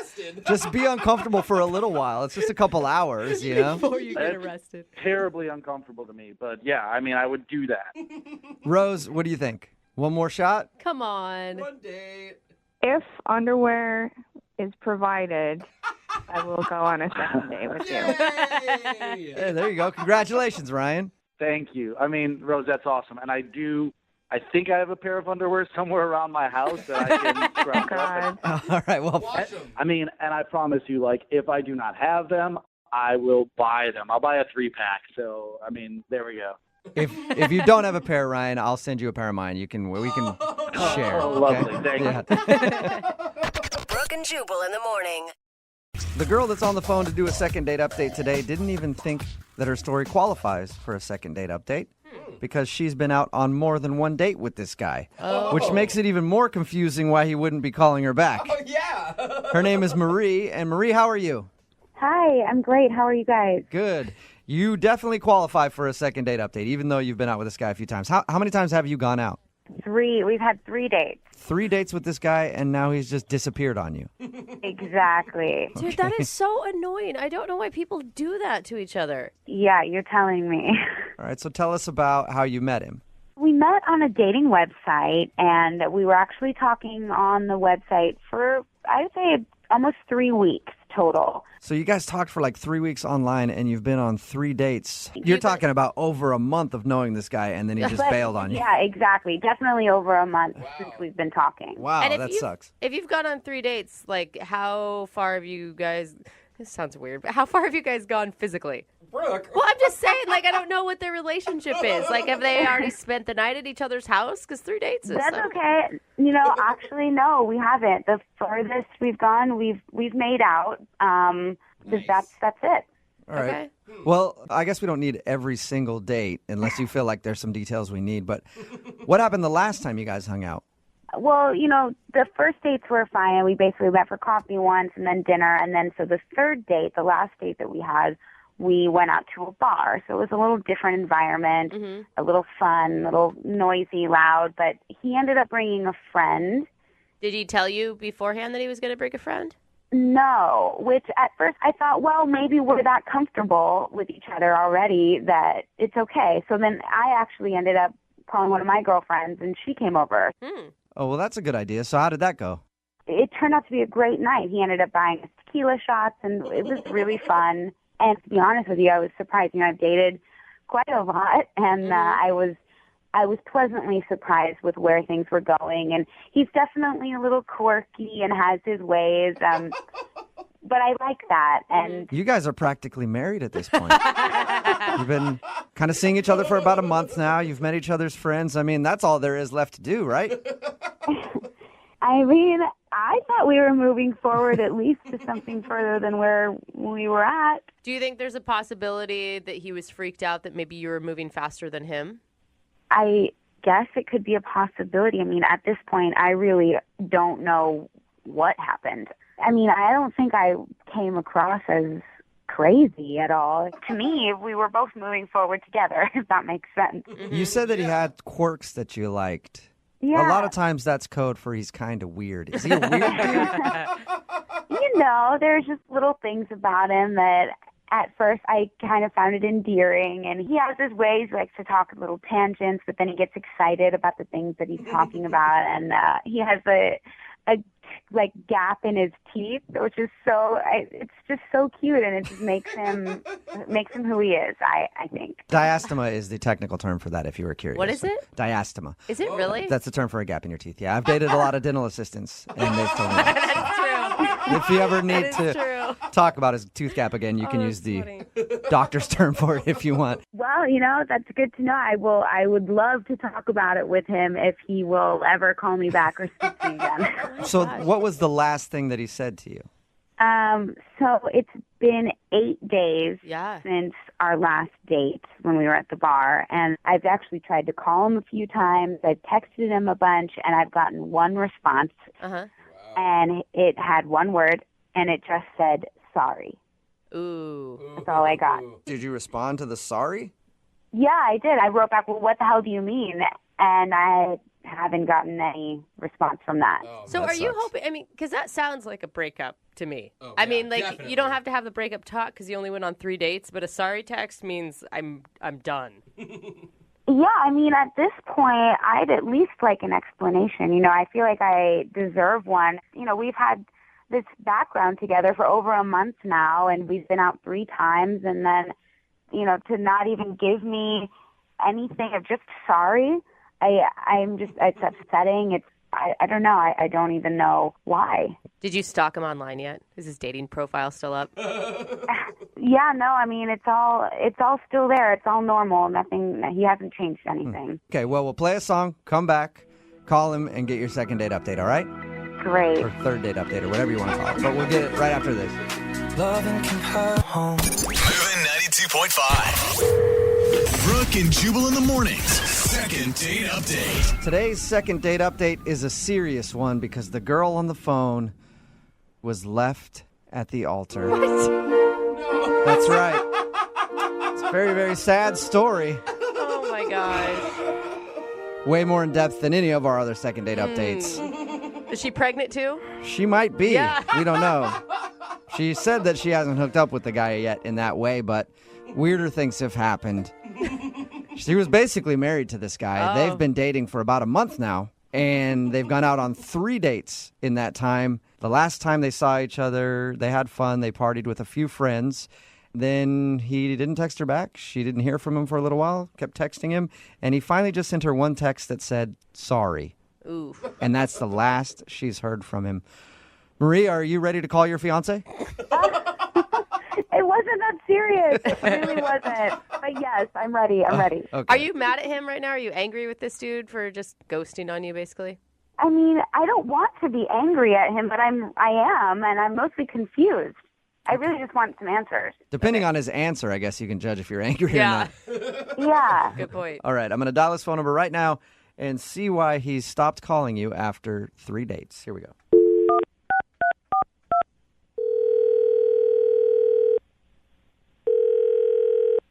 Hello. Hi, I was looking for Paul. Yeah, this is he. Hey, Paul, what's up? How are you? This is Jubal from Brooke and Jubal in the Morning. It's a radio show. Okay. What do you want? I'm calling you because we recently got an email about you from one of our listeners. Her name is Marie. Okay. She asked if we could get you on the phone and find out why you stopped calling her. Really? Yes, it's a segment that we do on our show called the Second Date Update. Do you have a few minutes to tell us why you're not talking to Marie anymore? I mean, I don't know what she's told you or whatever, but I mean, I've kind of already sent her a text like saying sorry, and I don't know. Yeah, well, she told us about the text, but she doesn't know why because you never gave her an explanation. So she's just more curious than anything. I honestly don't think I really want to tell her. Yeah, but Paul, hey, Paul, have you ever gone out with a girl that you liked a lot and then she just stopped talking to you? I mean, yeah, but... Yeah, so doesn't it kind of suck when you don't know why? Yeah, I don't know if I can tell her. I don't know how to really tell her, Well, so... the thing is, you're not telling her right now, you're telling me. Right? I mean, I don't know, man, but... I mean, you said you talked to her, so you're probably just going to repeat, what I told you. So I don't know. You can pick and choose information. Why don't you be straight with us, and then we'll decide what she needs to know. Was she moving too fast? That's what we were thinking. Yeah. Like maybe she was ahead of you? No. I mean, don't get me wrong. It was not. It's nothing that she did, okay? It wasn't her fault at all. It was all on me, okay? And this is 100% all to do with me. Okay, well then if it's your fault, why don't you just tell us what happened? I mean, if it's not anything that's going to embarrass her. The thing is like, dude, it was just bad, okay? Like, I kind of want to, like, move on from it, just forget, like, it ever happened. It is what it is kind of thing, and just move on. There was, like, what was so bad? Yeah, that's weird. Did she tell you about the last date that we had? Like, when we went to the bar? She didn't tell us much. She just said you hung out at a bar with some friends. Yeah, well, all right. Well, I was pretty drunk because, we were there with friends, drinking a lot. I drank probably way more than I should have. Mm-hmm. But we were having a good time, and, that's where I messed up. All right. Well, my mind automatically goes to you were there with friends. Did you mess around with one of her friends or something drunk? I mean, all right.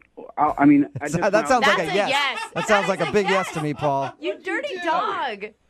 All right. Let me just explain. Okay. So I don't know why. Like, we're drinking like we're 21 again. Uh-huh. And so I'm coming back from the bathroom, and I pass her friends. We start talking in the hallway. I don't even remember like how we got to the point, but we start making out. And I like.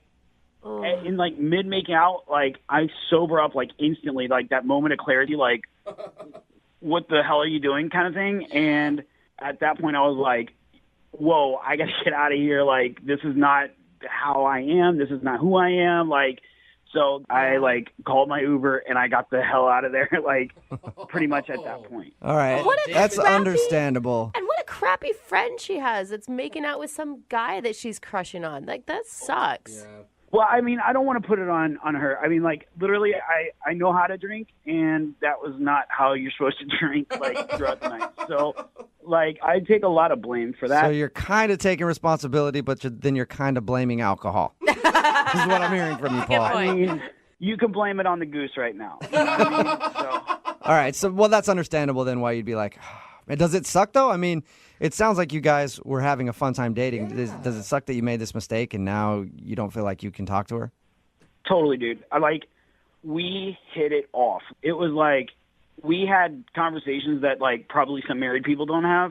So it really sucks. But at this point, like, I don't know how, one, she'll take it, two, how to bring it up, and then, like, three, how she'll feel like for the rest of the relationship. Right. So, and I've got some ideas on how you can bring it up to her.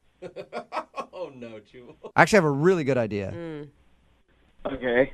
I think you should just talk to her because she's actually on the other line listening to this phone call. What? Yeah. Marie? Hi. Hey. I don't even know what to say. I mean, did this seriously happen? I mean, this is totally not how I wanted to tell you or even tell you really because I don't really know how to bring it up. Like, that's why I just kind of texted sorry. I was going to text you, like, this page and a half long text, and I was like, well, that's weird, so I didn't text it, and then, I don't know, I'm sorry. I'm so disappointed. I mean, me too. I mean, right now, I feel like even more so because now you're finding out this way, and, like, that's not who I am. I can't believe my friend did that. I mean, she hasn't said anything to me. Yeah, I don't want you to blame her. I mean, like, I'm taking responsibility for it. Like, I guess. The goose. Well, let me just say this. Like, it totally wasn't emotional at that point because there was no connection. Like, when I got that moment of clarity, I was like, what the is going on? Yeah. And it was just once? Yeah, like, that's it. I don't even know her name, to be honest with you, and I don't really care to because, like I said, it wasn't emotional at that point. It was, like, 100% physical. I mean, I don't even think you made out with me that night. Ooh. Marie, it's bad no matter what, but at least he's kind of a stand-up guy about it. I mean, a lot of guys would do this, and then they would continue to talk to you. They'd probably text your friend, and be like, "Hey, don't mention what happened." Like, at least he was a big enough man to be like, "I screwed up, and now I shouldn't continue this relationship." Yeah, you're right. But it's also like the biggest red flag ever. I mean, if he's already... Yeah. If he's... How are you going to trust I mean, not that him? he's cheating on you because you haven't had that guy's talk yet, but if even in the beginning he's already making out with other chicks while you're there, I don't know. But he said he's never done that. It's not like him. Yeah. But the thing is, Marie, I really like you, okay? I think we had a really good connection, and I think we still do. Yeah. Is there any way you can forgive me? I don't know what I can do to maybe that, you could forgive me for, Yeah, I mean, I'm glad that I'm finding out now, and I can't believe that my friend didn't even think that she needed to tell me. I mean, at least you're telling me. At least she was just going to keep it a secret. That's not a good friend. Yeah, that definitely isn't. Yeah, but he was pressured into telling you and didn't even realize he was telling you. He was never going to talk to you again, actually. Would that have really been the situation where you just thought you never wanted to talk to me again? Like I said, the one that got away kind of situation, but I don't know. It's been eating me up inside, so I probably would have ended up calling you. I don't know, maybe tomorrow, the next day. Eventually, I would have called you. Eventually. That's kind of sweet. That's kind of sweet. It clearly upset him so much that he knew he did something wrong, and there was a reason why he, was so upset by it and then had to just leave. I mean, it just shows how much he cares. Yeah, I thought we had a really good connection, and it was... Yeah, I agree. We connected on so many levels, so... I don't know. I don't know why I have such a hard time believing you, Paul. I'm so down the feel middle. like you're just feeding her lines at this point. Would you forgive her if she made out with one of your friends that night? I would have to know the situation. I'd have to know all the details. I'd have to know all the information, Like, me personally, this situation, it was only physical. My mind, I was with Marie that night. I was not with her friend. I couldn't, emotionally kiss you then afterwards because I knew what I just did. So, I mean, really, I did it for you, Oh, my God. Nice. You did not. I mean, some things of the night, make more sense now. Oh. And you did say that you're sorry, and... Oh, my God. Well, I think this is a perfect point to ask. Hey, Paul, would you like to go out on a second date with Marie? We will pay for it. Yeah, absolutely. I would love to. Marie, would you be willing to give Paul another shot? Yeah, I really would. Don't give him another shot after this one, though. That will never happen again, okay, Marie? I can promise you that. You really promise? 110%, I promise. Well, Nice. Congratulations, you guys. It's finally a successful second date. We haven't had a couple go out on a second date in a while. We haven't, you're right. I guess this is like a fourth date for you guys because you've been out on 3 dates. Yeah, this will be number 4, yeah. Yeah, Paul, I'm a forgiving and understanding person, and I'm excited to go out with you again. You know, I got to be honest, I don't think that I'm going to be talking to my friend anymore. I hope that's not, you know, weird or anything, but I don't need her in my life anymore. I mean, I fully support that. I think that any friend that would do that to you is not a true friend. I agree. Well, I'm glad this worked out. And whoever said the phrase, you can't have your cake and eat it too, wasn't true. We just learned that in a second date update. Brooke and Jubal in the morning. Brooke and Jubal's second date update. A listener named Jake is on the phone today for a second date update. And in his email, he said that there was a strict no talking policy for their first date. What? So how does that work? It sounds like an amazing date. Like, I wish they would do that on more first dates. So I don't know what went wrong. What's up, Jake? How are you? Hey, guys. How's it going? Pretty good. So there's a no talking policy on your first date? Yeah, I mean, it's partially because it was like bad research, on my part. But it ended up being kind of cool. So hear me out. Okay. Before we get into that, what's her name, by the way? Kelly. Kelly. All right. Kelly's not like a mute, and this phone call is going to go not very well because she won't be able to talk to us either, right? Oh, she can talk, but she's not talking to me. I mean, I wish she could talk. That's why I'm coming to you guys. Yeah, okay. So hopefully we can get her to talk to you again. Tell us about how you met her. We met online, Okay. and you hit it off right away. And what was really popped out to me is like she liked music. She liked to see live music and stuff like that. So I thought, oh, this would be great. Okay, that's awesome. I mean, are you the one that had initiated the date? Yeah, I asked her, and then she agreed to a first date. Sweet. And what were you feeling when you were arriving at the date for the first time? I mean, I was really excited. I think she was going to love it. I picked this jazz club that had this jazz band playing. Cool. That I thought would be really cool. I know she's going to like it because she likes live music, and I've never been to this jazz club before, so it was going to be kind of a new experience for me as well. So, I mean, win-win. Okay. Do you both like jazz? Yeah, that was the other thing that was on her profile, that she liked jazz music. And So she was 70, right? You're dating a 70-year-old? Definitely not. Okay. Okay, and how did it all start? I mean, what was it like between you two in person? Seeing her in person, absolutely stunning. I was so excited. And when we got in, I had this table set aside. It was like really close to the band, so we get the whole experience.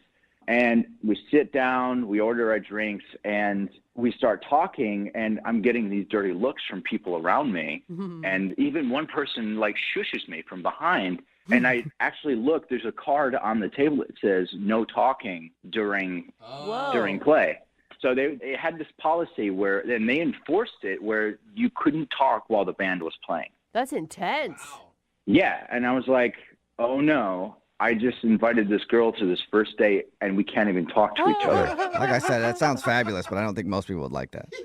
I started to freak out a little bit, but we get our drinks and there was cocktail napkins. And so she started writing questions on the cocktail napkin. And I would answer them.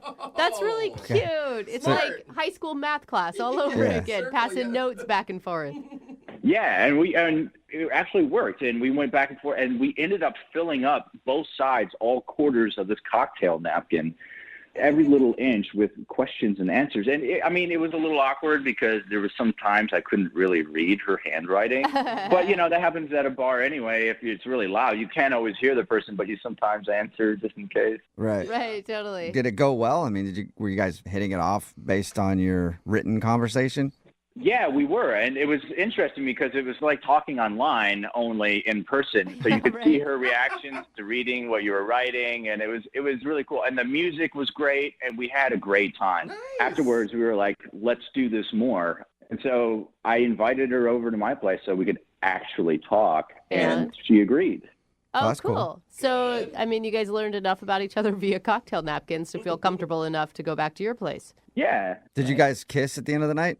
It was like one of those little pecks. It wasn't like a real intimate thing, Okay. That's interesting that you would go back to your place and not make out a little bit. Yeah, I mean, it was kind of weird. When she was there at my place, it was a little awkward. I couldn't really figure out why. It's just the energy wasn't right. I was actually thinking of maybe we should just break out some more napkins and just write on them and just keep that vibe going for the night. Maybe she liked your penmanship more than the way you actually speak. Who knows? Maybe. All right. Maybe. Have you tried to ask her out again? Yeah, sure. And it's never worked out, like, timing-wise for us to schedule something. And I think that she's kind of avoiding it. Well, we'll play a song and then come back and call her and get your second date update, okay? Okay, and before you, I just want to let you know that, like, no matter how this works out, I actually kind of kept the napkin. If anything that happens from this, it's just like a really cool memento to have about, like, a night that was really cool. Yeah, for your scrapbooking, I guess. All right. That's sweet. We'll get your second date update right after this. Hang on. Moving 92.5. Brooke and Jubal in the mornings. Second date update. Right in the middle of a second date update, and if you're just joining us, Jake is on the phone, and he wants to call a girl named Kelly. They went out to a jazz club for their first date, but I guess it was kind of awkward because they had a strict no-talking policy. So they spent most of the evening writing notes to each other back and forth on cocktail napkins. They did go back to his place after, talked a little bit. He got like a peck on the lips, and then she left, and she's definitely been blowing him off. Jake, I think maybe part of the reason that you're not getting a call back is because you're too much of a rule follower. Whoa. You know? Maybe. Like, I tried to do everything, you know. No, but I mean, like, you go to that place with a no-talking policy, and then you listen to their rules like a bad boy, the kind of girl that guys like, or the kind of guy that girls like, would have saw that rule and instantly just jumped up on stage, grabbed a trumpet, and pulled his pants down and started playing it with his butt. That's the type of bad dude that ladies like, you know? Yeah, the butt trumpets Someone get who us will every time. I mean. Disrupt the jazz club with their butt, and that's why I think you're not getting a call back. I kind of envy the people that can do that. I don't know about playing with my butt, but Yeah, that's a true talent, though, Jake. I mean, if she loves music. Yeah. Oh, man. We'll get her on the phone in a second and find out if that's the reason, but I'm guessing that probably is it. Totally. Yeah. yeah, maybe. That has never crossed my mind, though. Yeah, I don't think it's crossed most people's mind. I actually feel bad for you, man. Like, you kept the cocktail napkin because you wanted it to be a love memento. You obviously saw this going somewhere. Absolutely. I think it's something cool to have that, like, this is our first date, you know? Totally. Yeah. Well, I hope it goes well for you. I do. I hope so, too. Yeah. Thank you. And if it doesn't, always take up playing the trumpet with your butt, and then your next dates will always be successful. All right. I'm going to dial her phone number right now, okay? All right. Thank you. Okay, here we go.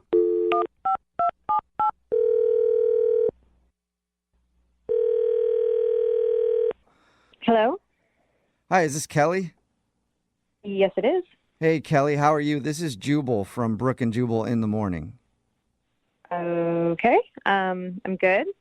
What's going on with you? Not much, just doing a radio show and thought we'd call you.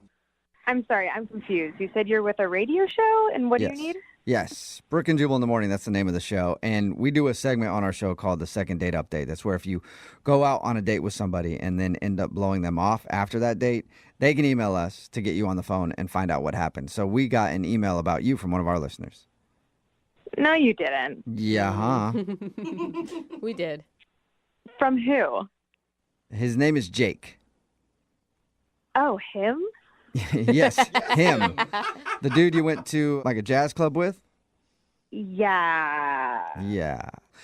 He emailed us, told us that he really liked going out with you, told us about your date, and he also said that it seems like you don't want to go out with him again, so he wants to know why. Okay, you said it seems like I don't want to go out with him again. I'm going to clarify and say that I don't want to go out with him again. Oh, that's a strong sentiment. Okay. Can you tell us why? You know, it was just a really disappointing night. I was really optimistic. Were you hoping he would have played a trumpet with his butt? What? That doesn't make any sense to I her. have no idea what that means. Yeah, don't worry about that comment. Anyway, why was it disappointing? Okay, I don't know what you guys know, but we went to a jazz bar and Yeah, he told us that. He said you guys couldn't talk because there was like a no talking policy, so you wrote notes. And he thought that that actually was a good thing. Like you guys bonded over that and thought it was funny and stuff. Totally. It was, I mean, that was really fun. It was really cute. And then, you know, I was feeling good about the night, about him. And then we went back to his place and he made me a drink. And then he wanted to give me a grand tour of his place. Uh-oh. Does he have something creepy in his house? We've heard that a lot on these second date updates. So, I mean, he kind of took me around to like the normal stuff, you know, like the kitchen, living room, whatever, showing me the place. And then we went into this one room and there were glowing sticker stars on the ceiling and there were trophies on the wall and there were bunk beds. And I thought, oh my God, like, do you have a kid? Right. And he said, no and started laughing and said that it was his room and that him and his roommate sleep in bunk beds because they want to save money because rent is expensive. And it's not only him and his roommate in the bunk bed, but the whole apartment, which is a 1-bedroom, by the way, houses 4 people. What? And some of the other people are sleeping on like a pull-out couch or on an air mattress because they all want to save money. Well, I mean, you kind of got to understand that. Like, rent is insane. That seems pretty extreme, but... Right. I mean, like, I'm all about, finding ways to save your money, but I don't know if this is the right fit for me. You're not trying to date a dude with bunk beds that stares at glowing stars on his ceiling? And, this is the other thing, is that he said, oh, well, my roommates aren't going to be back for another hour so we can do stuff. Did he mean, like, obviously you think he was implying sexual stuff? I mean, most likely, but... Who knows? He's got bunk beds and stars on his ceilings. He might have meant Legos. He might have bought a new Lego city or something you guys could have built. Yeah. I mean, it's just not the type of man that I see myself dating because this apparently is a man-child, 12-year-old bedroom. How do you know? I mean, okay, the stars are one thing, but what if he's just really good with money and he's budgeting and he's saving for something? Like, I don't know. I feel like you're passing a lot of judgment. I mean, I have priorities, and I think dating someone who's sleeping on a bunk bed with his roommate underneath, like, I'm not really trying to spend the night over there. Yeah. So, but don't could be you a secret millionaire. I mean, You know? Jubal's right. Like, don't you have a place that you can bring him back to? Sure, but I also like going to other places. Like, like all the other men I've dated at least have their own room, let alone their own bed. Well, he has his own bed. It's just on top of another. Yeah, bed. It's just... Yeah, it's on top of his buddy's bed. Yeah, I'm not into it, so I don't really know what else to tell you. Well, Yeah. I think you told us everything you need to tell us. I do need to tell you something, though. Jake is actually on the other line listening and wants to talk to you. No, he's not. Yep, he is. Jake, you there? Yeah. Hey, I don't get it. Hi. Are you serious? Like, are you judging me for? Dude. I Sorry. want to save money. I live in this bachelor pad with roommates. It's how we, get by. Yo, I don't know if I would call this a bachelor pad. Your bunk bed has a slide. Dude, that's kind of awesome. Sorry to interrupt, but... Yeah, it's totally awesome. You didn't even go down it once. Just because we're older doesn't mean that we can't have fun in our own room. Jake, that's a kid thing. They have those bunk beds with slides. As an adult man, you should have a more appropriate bed.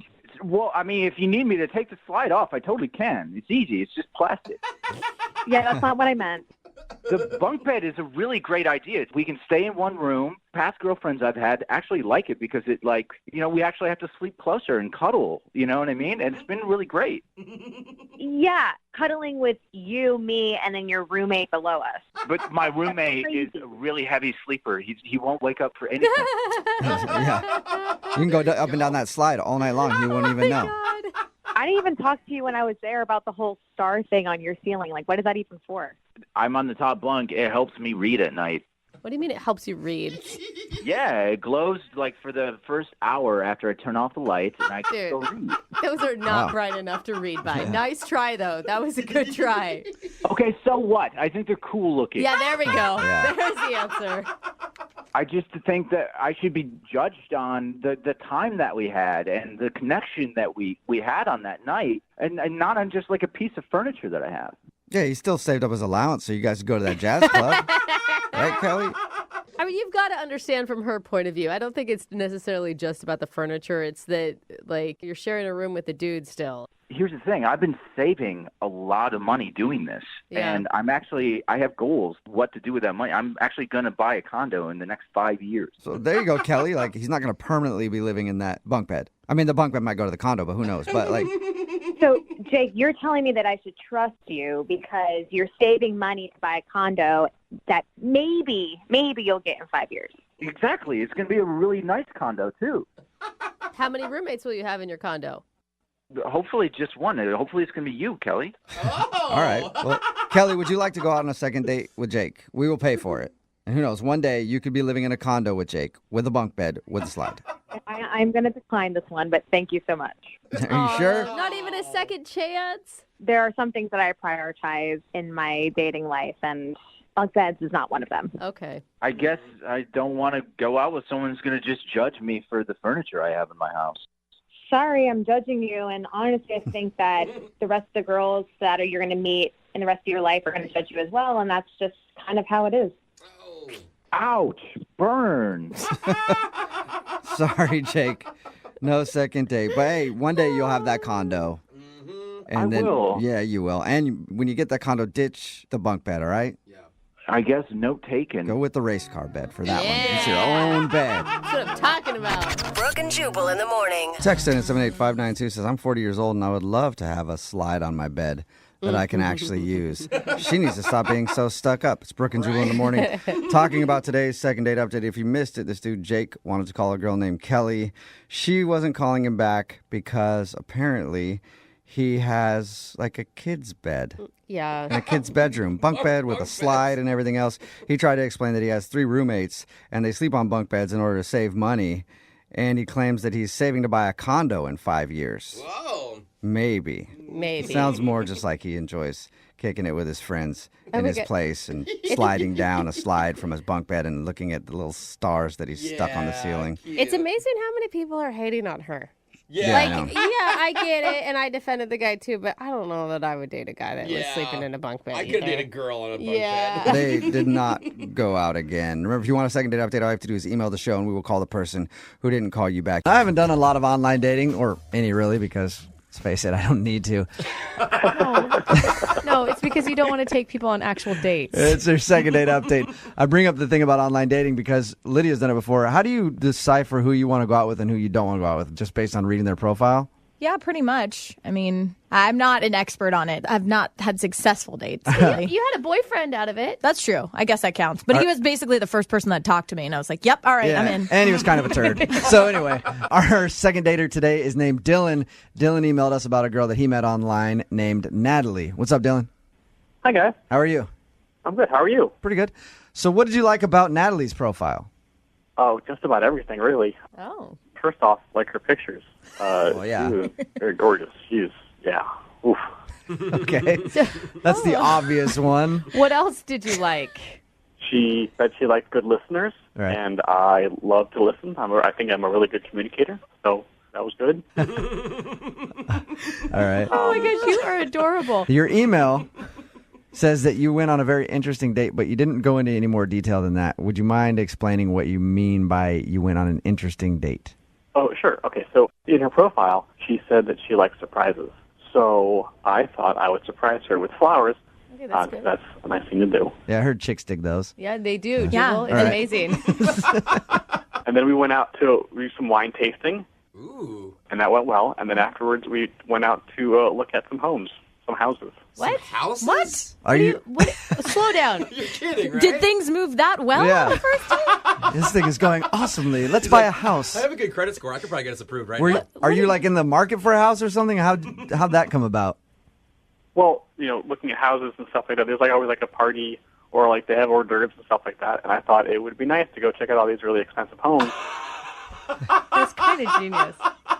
Plus, I brought a camera, and I had all the realtors there take pictures of us throughout these different houses. Oh, no. Because it would be cute to have pictures of us at all these different places. So you went to crash these parties or these open houses and had them take pictures of you guys like you were a couple looking to buy a house? Yeah.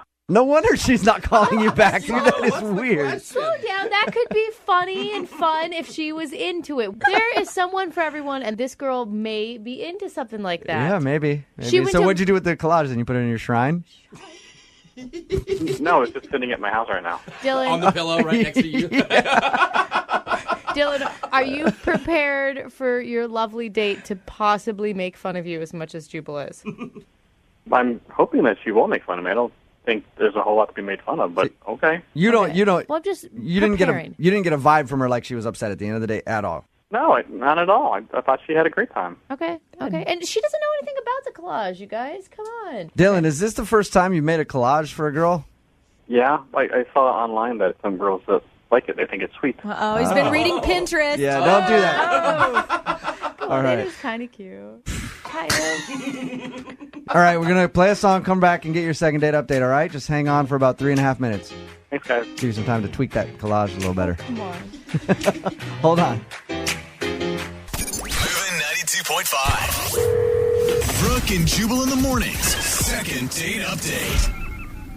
I feel like I need to apologize to our second dater, Dylan, who is Yay. still on the phone. Not because I made fun of him for the collage that he made of the girl, but Dylan, I apologize for making fun of your date. I think it's actually a really good idea to do what you did. Oh, thanks. You're yeah, welcome. but Dylan, he's not complimenting your creativity. He's complimenting your free food. Yeah, that's exactly what I'm complimenting. I thought about it over the song, and if you're just tuning in for the second date update, Dylan took a girl out on a date. He met her online. He ended up taking her to a bunch of rich homes who were having open houses so they could take advantage of the free snacks. And then they took a bunch of pictures there and acted like they were together. That sounds kind of fun and cheap. I still am creeped out by the collage you made for her, Dylan, but I think the date idea was a good idea. Yeah. I was thinking, guys, over during the song, I mean, you guys seem to really not like that collage idea. Yeah. So if you could not mention that, 'cause that would be great, because if she doesn't know about that, I think that would help my chances. Well, I can't promise you anything, Dylan. Jubal. Like I said, we don't even know if she's going to answer the phone. Can- But if we get her on, I promise you'll have a chance to ask her for a second date, and we'll try to state your case the best possible, okay? Okay. I'm going to call her right now. Positive thoughts. Let's see if we can get her on the phone. Okay.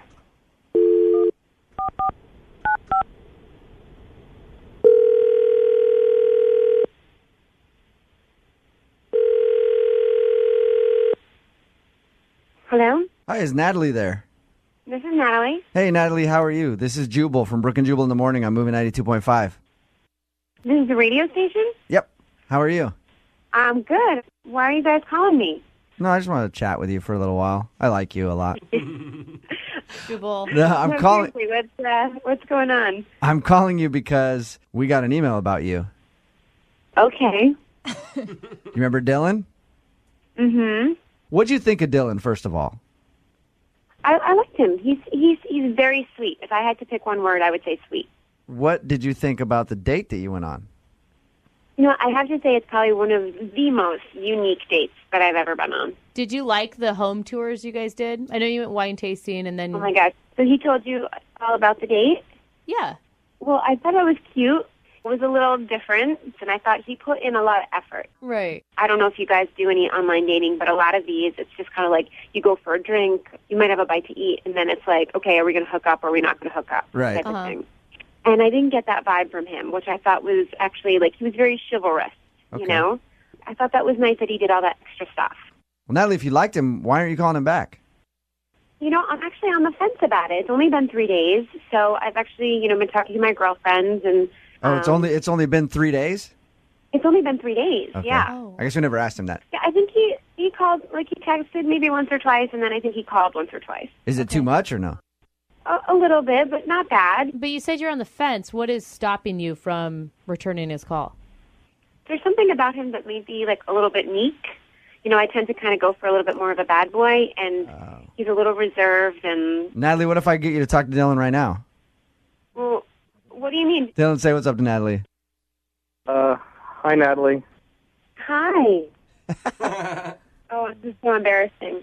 That was a little rough to hear, but besides all that, I thought we had something a little special, and I would really like to go out again with you. So we could not plan something. We could kind of go off the cuff, if that is more your style. You're this right now, you're being too sweet. Natalie, you know how sweet he is? How sweet. After you guys went to look at all those open houses and took those pictures, Dylan went home and made a collage out of the pictures. He put them all together and with Elmer's glue and lots of love, I'm sure. What? Dude, why did you Wait, say that? time out. Did you just say the word collage? Yeah, he made a collage of all the pictures that you guys took at the open house. Are you serious? Yep. So you went and you got the pictures developed, you brought them home, and then you cut them up and put them on a piece of paper with glue? Yeah. It was an afternoon project, but see now how wrong that was. Okay, I don't know if I can handle that. That's a little over the top, Dylan. It was an afternoon project, though, Natalie. Come on. Leave it alone. You know, some people garden, some people make collages of people they like. You know what I mean? See, I don't know if I'm supposed to, like, if you're, like, my soulmate or if you're, like, some creepy guy right now. That's just, I don't know. Okay. Well, I see now that it was wrong. You're right. That's a step or two, maybe three over, what is considered normal. So, not a thing. I am going to burn it. I'm going to throw it away. So I'm going to keep a couple pictures though, because some of them are actually pretty nice. That's weird. Yeah, that is. And I believe this was a good learning experience, and I will not do that again. Well, Natalie, we'll pay for you guys to go on a second date if you'll go out with Dylan again. Dylan, you're too sweet for me to refuse you. You're very, very sweet. You just got to beef it up a bit. Okay. Something to work for. Dylan, there it is. Dylan, can we at least hear an attempt at you being like a spontaneous or a little bit of a bad boy right now? Spontaneous? Can I get a minute to think about it? No. How about in your sexiest voice, Dylan, you tell Natalie how hot you think she is? I mean, it's a little. Honestly, it's a little overwhelming. She's very, very pretty. Wow. Wow. Sounded like Barack Obama sexy talking right there. Okay, all right. Save the sexy voice for the second date, okay? Okay, sorry. They put me on the spot there a little bit, and that's not. Oh my God. I gotta work towards it. Dylan, you got it, man. I'm not worried about you one bit. I know it's in there. I know there's a tiger deep inside you ready to escape. I hope so. Brooke and Jubal in the morning. Brooke and Jubal's second date update. It's always a nice thing to make sure that your date has made it home okay. Yeah, I love that text message. A lot of guys go like, hey, make sure you text me when you get home. Me, personally, I follow them home to make sure that I know that they got there. And then I wait outside to make sure that they're sleeping okay. And then I follow them to work in the morning to make sure they made it to work in the morning and everything else. But I go the extra mile. Oh, sets you apart. Yeah, it does. Mark is on the phone with us right now. I bring that up because the last thing that Mark heard from the girl he wants us to call today was a text saying, I got home safe. Good. That's it. He asked her out since then. No response, anything else. So she was letting him know at least, hey, yeah, I got home, but I don't want to see you again, I guess. Mark, how are you? I'm doing all right. How are you guys doing? Pretty good. Why don't you tell us a little bit about the girl you want us to call today? Sure. Her name is Cece. She's a really pretty girl, super smart, a lot of fun to be with, loves sports just like me. How did you meet her? I met her online, actually. Okay. Oh, nice. She's a friend of a friend on Facebook. And, so you didn't actually meet her on a dating website. It was on Facebook, like a mutual friend? Yeah, she was a friend's friend, and I thought she looked cute. Okay. Nice. Oh my God, that's Jose. I've met a lot of girls like That's that. how Jose meets all of his dates. And you think that you're being set up is the scary part. What did you guys do? I took her out to one of my favorite restaurants that I always take dates to when I want to impress them. And you know what? That's a good idea. I hear a lot of people do that. So, how'd that work out for you? How was the date? The date went great. We had great conversation. We both ordered a steak.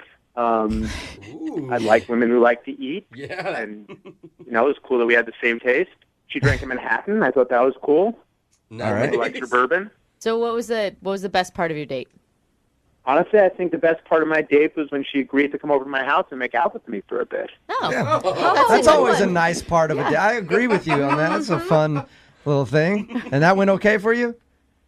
It went great. I mean, dinner ended, and I invited her back to my place, and, I toured her around the apartment, and all of a sudden we're just making out in my bedroom. And How big's your apartment? I toured her around the apartment. Bedroom. It's just a all one studio. room. Yeah. Wait, you guys were making out like you walked into the bedroom and just started getting it on? honestly, I'm a gentleman. I showed her around. I showed her the backyard. We walked into my bedroom. She just grabbed me and started kissing me. Oh, she grabbed you. She did. Nice. A woman who eats steak, drinks bourbon, and makes the first move. It sounds. I mean, she sounds like a dream girl. Or a dude. Or a dude dressed up in drag. Yeah, it could be either one. So you guys made out and stuff, and then is that all you did was make out? All we did was make out, and then we probably hung out for another hour, just like sitting on the couch. So I don't remember what time, but it was probably after midnight. It was she said, "Oh, it's late. I'm gonna go home." And that's when you grabbed her by the shoulders and looked her in the eye and said, "Text me and let me know you made it there on time." Pretty much, and then I cackled. How did everything end with you guys? I called her a cab and said goodnight to her, and she told me it was going to take her about 20 minutes to get home, and about 20 minutes or so, I hadn't heard from her, so I texted to make sure she got home okay, and I got no response, and I texted her again, and...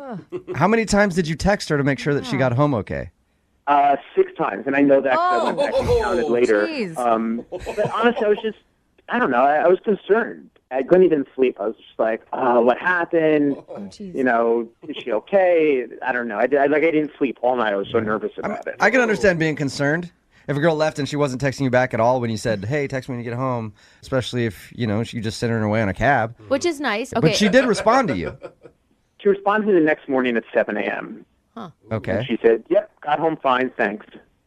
And that's it. Yeah, nothing about thanks for the great date or whatever. It was weird. It's weird to me that she waited till the next morning to text you back at all. I mean, if she was just going to ignore you, why not just completely ignore you, not wait till 7:30 the next morning? Yeah. Okay, so I probably overthought this, but I thought about that too. And this is my own evaluation of what could have happened. Maybe she got home in 10 minutes and went to sleep and woke up at 6. Yeah, totally. Could happen. Especially after drinking and a long night. Or the cabbie swooped in on your action. Yeah. There we go. Get it. All right, man. We're going to play a song, come back, call her, and get your second date update, okay? Okay, thanks, guys. All right, hang on. Moving 92.5. Brooke and Jubal in the mornings. Second date update. Hey, Mark. I never officially asked you. Did you even ask Cece, the girl that you want us to call today, out on a second date? Yeah, I did. I texted her a few more times and just never heard back. Okay. Well, I know that you texted her like 17,000 times asking if she made it home okay after your date, but I didn't know if you officially said, "Hey, let's go out again," and you just haven't heard anything from her.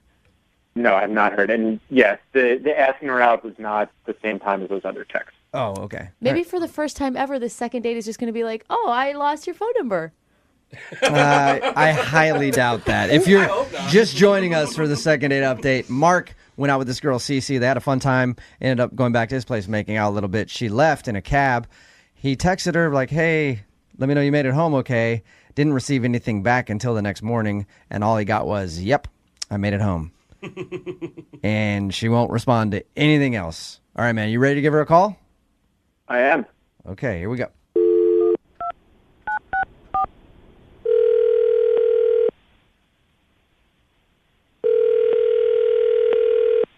Hello. Hey, is this Cece? Yes. Hi, Cece. How are you? This is Jubal from Brooke and Jubal in the morning on Moving 92.5. How are you? I'm good. What's going on? Nothing, just on my lunch break. Nice. Are you familiar with our show? I've heard you a couple times, I guess. You heard us a couple times, you guess. Oh. Perfect. Yeah.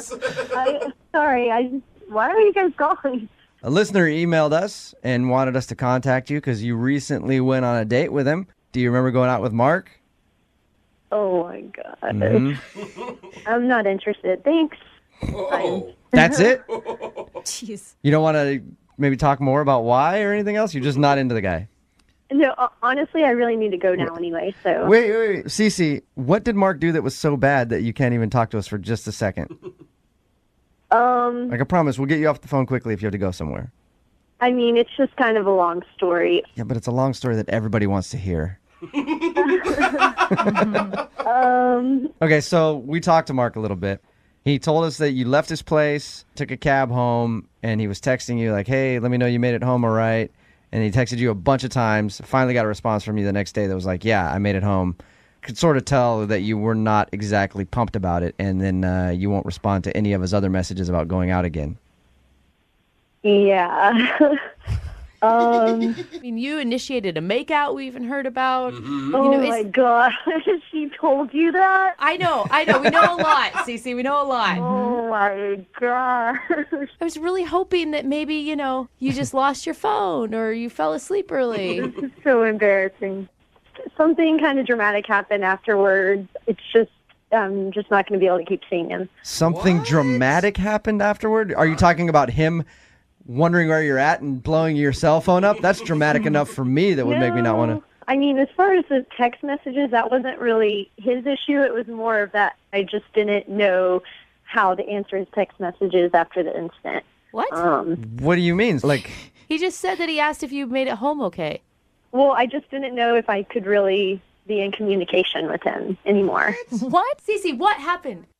Well, so he called me a cab, and when I went down to the cab, I got to the bottom of the stairs of his apartment, and a girl was standing there and told me that she is his girlfriend. I don't know if that's true. If she just told me she had seen me at the restaurant with him. She knew I'd been in his apartment. To stay away from him. Don't ever talk to him. And was basically holding me up against the wall. I mean, she wasn't actually touching me, but just kept moving me towards the wall. I just thought she was going to beat me at some point. Wow. And, yeah, it was pretty scary. And she ended it with, she just said, "Stay away from Mark." And I was terrified. I've never encountered anything like that in my life before. So I literally ran to the cab. And I mean, I don't know who that girl is. What if she is his girlfriend? What? But I mean, yeah. That's psycho. No matter what, That's even psycho. if it isn't his girlfriend, he's got a crazy stalker. You don't really want to be messed around, and like you don't want to be in that situation. It's worse if it's all in her head. Wouldn't you be curious, Cece, to know if it is his girlfriend or if he's just like some crazy girl? I mean, I don't know. If it is his girlfriend, then I don't want to talk to him. And if it isn't, and it's some crazy ex, I mean, I still don't want to talk to him because, I mean, maybe she's tracking his phone calls. Weird. Maybe she's tracking, I don't know. Like, how did she even know that we were out to eat? I don't know. I'm scared, and I just would rather You just told me in either situation you wouldn't want to talk to him. Yeah. Which is hard for me because he's actually on the other line listening and wants to talk to you. Oh, my gosh. I'm really sorry. I swear I had no idea about anything about this. This is crazy. It actually sounds really awful. I'm so sorry. Do you have a girlfriend? I don't have a girlfriend. So then who's outside of your apartment confronting your dates claiming to be your girlfriend?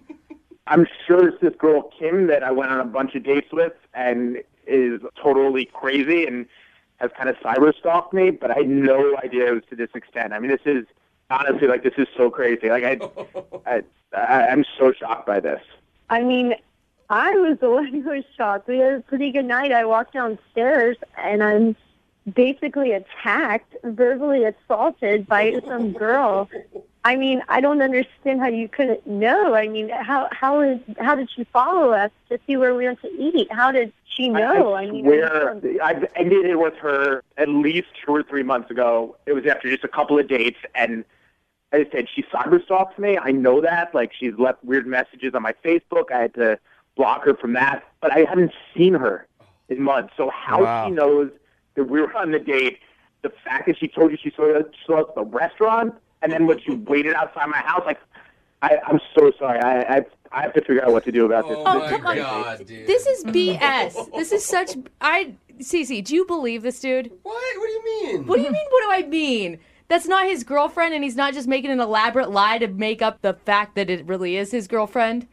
That's true. I mean, if she knows where he lives, knows everything like that, it sounds like you went on a few dates at least with her, so... Yeah, but think about this, though. If Mark's going to go do a second date update on the radio, he probably doesn't have a girlfriend. Yeah, or he's probably just really dumb, Jubal. Mark, are you the stupidest guy on the planet? Honestly, I'm not really dumb, and I mean, I'm sitting here just like running through my brain, what if I was Cece, how would I think? And honestly, Cece, I can bring friends. We have a mutual Facebook friend, you know? Okay. The fact that I went on like 4 or 5 dates with her, it doesn't mean that she was somebody I dated or they date like crazy weirdos like So, Mark, you can prove that this girl is not your girlfriend. Absolutely. Cece, what if Mark can prove that this girl is not his girlfriend? This is just too much. Until I know that she is not your girlfriend and that she's like in jail or has a restraining order or, I mean, dramatic, but I was terrified. So, no. Cece, if you go out with Mark again, we will pay for it. I will actually. Hey, we'll pay for it. I'll send you out. night's not worth me possibly being killed. No. I've got some big friends. They can go along as bodyguards. Maybe we get a police escort. We got a lot of cops that listen to the show. They'll follow you guys around, make sure nobody messes with you. What do you think? No way. Mark can prove it to you. He can prove that she's an ex, but that doesn't mean he can prove that she won't come and follow me to my house. No kidding. I'm with you, Cece. When you see crazy, just go the other way. I understand what you're saying. I got to figure this out anyway. Give me a chance to figure this out. I promise you that I will not contact you again unless I can figure out how to prevent this and what the hell's going on. I'm floored right now. If Mark can get rid of the stalker, then can he have a date with you? I think it's just time to move on. Thanks, Mark. Damn it. That's Nothing. Man. See, that's good. All right, Mark, I'm sorry you did not get a second date. Yeah, I got to go figure this out. This is awful. But he does have one woman that wants him. So I was going to say, yeah. Don't worry about it, though. Apparently, you have a girlfriend and a whole life ahead of you to enjoy with her. So have fun with that, man. Yeah. No, not at all. Brooke and Jubal in the morning. Brooke and Jubal's second date update. I didn't think people met anybody at a car wash since like the 70s, but apparently I was wrong. It's Brooke and Jubal in the morning because Jake is on the phone. Apparently that's where he met the girl that he wants to call today. He met her at a car wash. Not a lot of car wash parties in current day, but Jake, what's up? How are you? How you doing? Pretty good. So you met, what's her name? Melanie. Melanie. You met Melanie at the car wash? Yeah. How'd that happen? I'll be honest with you. I was driving and then I saw this fundraiser car wash and there was a lot of pretty girls out there washing their cars and I thought, okay, you know what? Oh, so you saw a charity car wash and you wanted to perv out for a bit. Wait, hold on. This isn't like a high school cheerleading squad, right? Because those are the only people I ever see doing charity. No. At least they didn't look like that. They looked, overage. They looked legal. Oh my Okay. God! Again, so they this look is a good legal. qualification So you for figured me. you'd pull in there and really do some detective work and figure it out. Yeah, I mean, I didn't really need a car wash, but, it was like a good excuse to get in there and then talk to some ladies. Okay, well, the lady that you want us to call Melanie, she's legal or she's a cheerleader in high school? Well, here's the thing, though. I went in there and I told them I want to get my car washed. So as I tried to talk to the few ladies that were there, they were all too busy, so no one's paying attention to me. So I went and I sat down waiting for my car to get washed, and then I met Melanie. Now, was she washing cars or was she also getting her car washed? No, she was waiting. She was waiting for her car as well. Okay, so you just struck up a conversation with her. I sat down next to her. I was kind of like bummed out on my phone, and then she's like, "Oh, there's some really nice shoes you got." So I turn around and I look at her. I was like, "Wow, this girl's gorgeous." Okay. So I just started talking to her, and we got off on a good start. We had a nice conversation, and I asked her for her number. Let's have dinner. Okay. So, I mean, I'm guessing you guys went out and had dinner? Yeah. All right, how was it? I thought it was going great, but I guess I said something that she have said because the vibe just like completely turned around after that. What did you ask her? We were just talking, trying to get to know each other, and I was like, "Hey, so what do you make a year?" What? You asked, you asked her that? salary? Dude, that's like something you don't ask anybody, really. Well, that's exactly what she said. So the whole vibe just kind of went like, yeah. So wait, how far into the date when you asked that? Half an hour, 40 minutes. But we were talking about our jobs, and it just felt so kind of natural to ask, what do you make a year? Do you Well, live that's in this never, country? it's never Because- natural and it's never okay to ask somebody that. I mean, it's kind of like the unwritten thing that you don't. You wonder, but you don't ask. Yeah. I mean, it's even uncomfortable sometimes for me to ask my husband how much money he makes. Yeah, and I try to make it better by telling her how much I made. I was like, okay, you don't mind. Well, what's yours?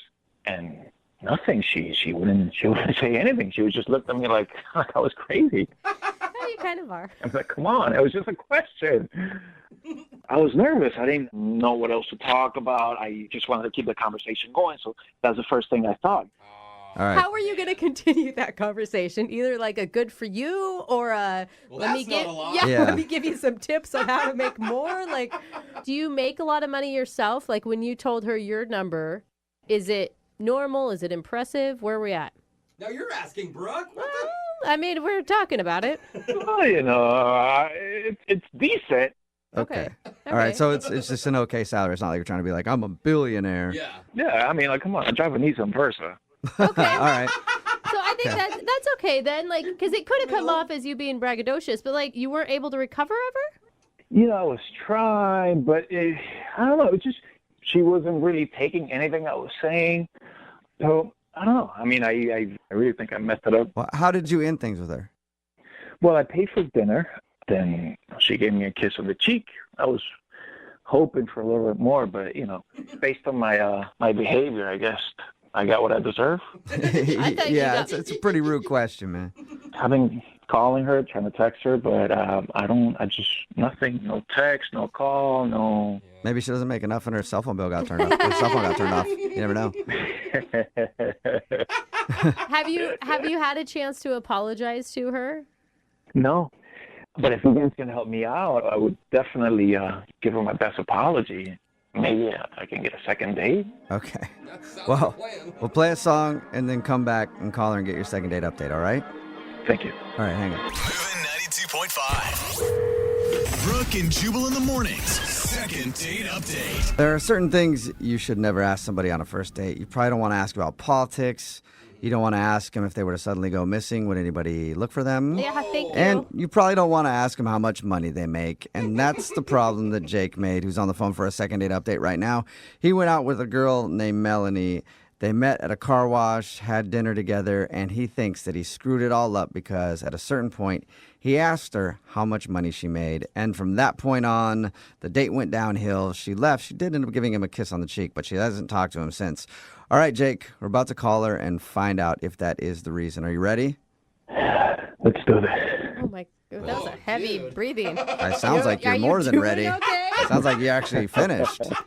We haven't even got into the second date update yet. You don't even need it. Yeah. Are you good now, or are we going to still make the phone call? Yeah, no, come on. Okay. Okay. I mean, you sound nervous. That's how I took that. A little bit, yeah. Okay. All right. Okay. I think that you're going to be able to apologize to her and she's going to understand. You just stick to the "you made me so nervous" part, okay? Okay. Okay. Yeah, and finish up whatever you're doing before you start talking to her, my because that will creep gosh. her out, all right? But just put your phone on mute while we talk to her so you're not making weird noises in the background, okay? Okay. All right, here we go.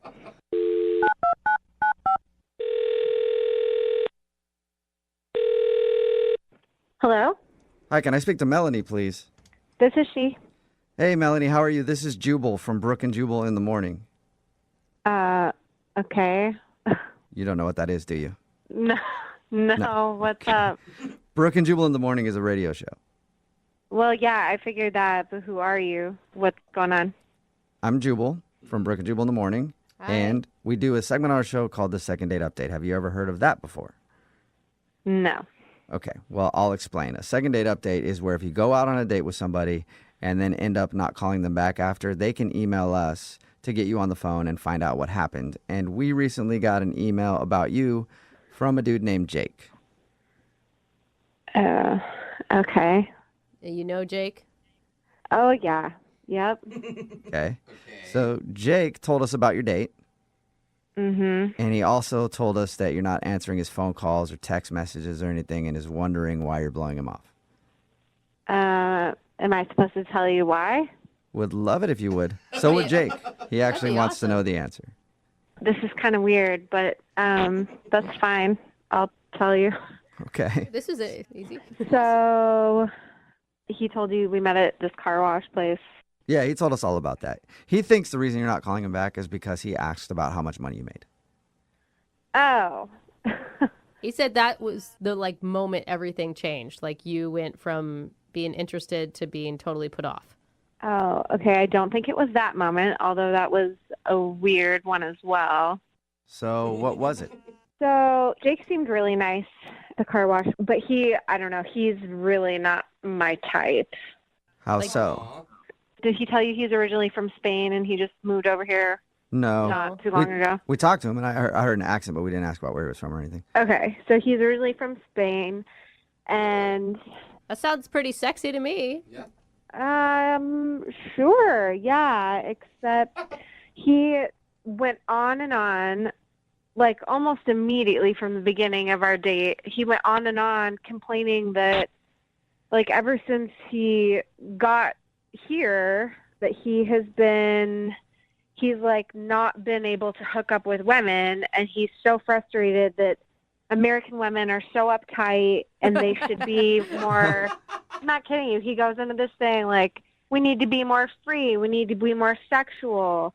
Is it weird that I'm like, he kind of has a point? I don't know. Like, we are kind of a prudish country. I understand that. But this is a first date, and it's the first topic of conversation he's going to bring up. And it was in the creepiest way. Like, all the red flags, all of them. I guess it's weird to complain that you've moved to a country and are having trouble getting laid. Yeah. When you're on a date. Well, I mean, it's not like you're hanging out with a buddy. You're like, man, I can't hook up with a girl. But you're like, hey, you want to go out for dinner? By the way, nobody will have sex with me here. That's weird. But it wasn't even like you just said that very casually. Okay, that's a very casual thing to say in a conversation and be mature about. But he was like smarmy gross about it. Was it the way he was talking? Was it his body language? Could you point to one specific thing that made him schmarmy? All of the above.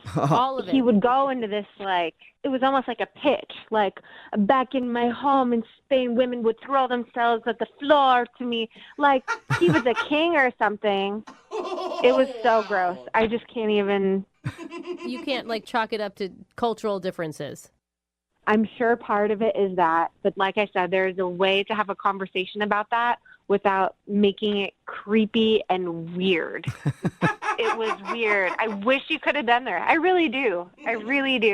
Because I've been around like creepy dudes. I've never felt this uncomfortable. Really? It was just, you just have like this feeling, this instinct. I can't really describe it. And it was just like, I shouldn't be here. I gotta go. Okay. Okay. Well, that's not good. You probably don't want to be here either, Melanie, because Jake is on the other line listening and wants to talk to you. Oh my. Okay. He's listening right now. Unless he hung up. Jake, are you still there? I am. Oh. Okay. Huh? So is it my accent? No, Jake, I think it was the fact that you were talking about not being able to hook up with American chicks. And what's wrong with that? Well, it's a date. You're on a date, you know? It's just, in America, we don't talk about sleeping with other people when on a first date. That's what I mean. I don't understand why you guys are so uptight about, sex, everything, In Spain, it's very natural to talk about those things, whether in a first date or you're home with your mom or your grandmother. It's all very free. Your grandmother.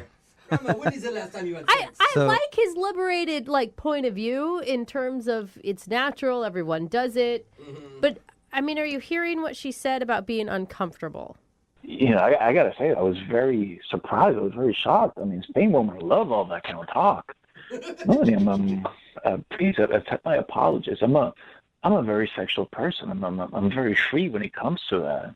I was hoping maybe you'd be in the same way and not so, antiquada, like an antique kind of thing, Listen, I think most people are sexual beings. It's part of our human nature, but there's a respectful way to do it. And you cross those lines immediately. Like, I have no interest in seeing you. I don't even know. Really, Melanie? Wait, so are we kind of like lost in translation kind of thing? Because if I was alone with you, I would do things to you that you can't even think of, I treat you like my princesa. My princesa!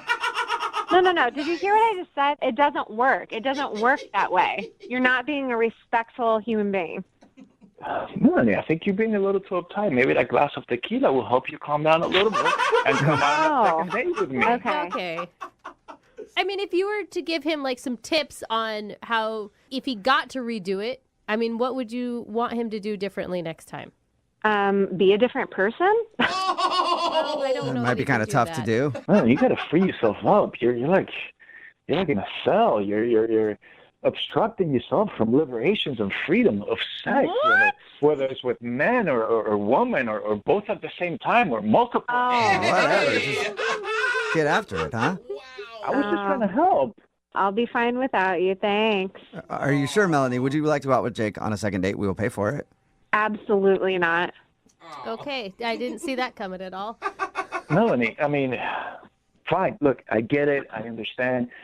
You're not as sexually liberated as I am. You're not as sexually free as I am.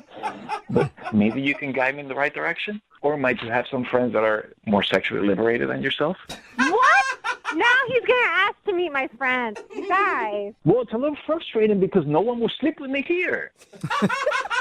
Come on, Melanie, can you hook him up? You have any friends that might sleep with Jake since he's having trouble? I think I'm going to save all my friends the headache and just say, no, absolutely not.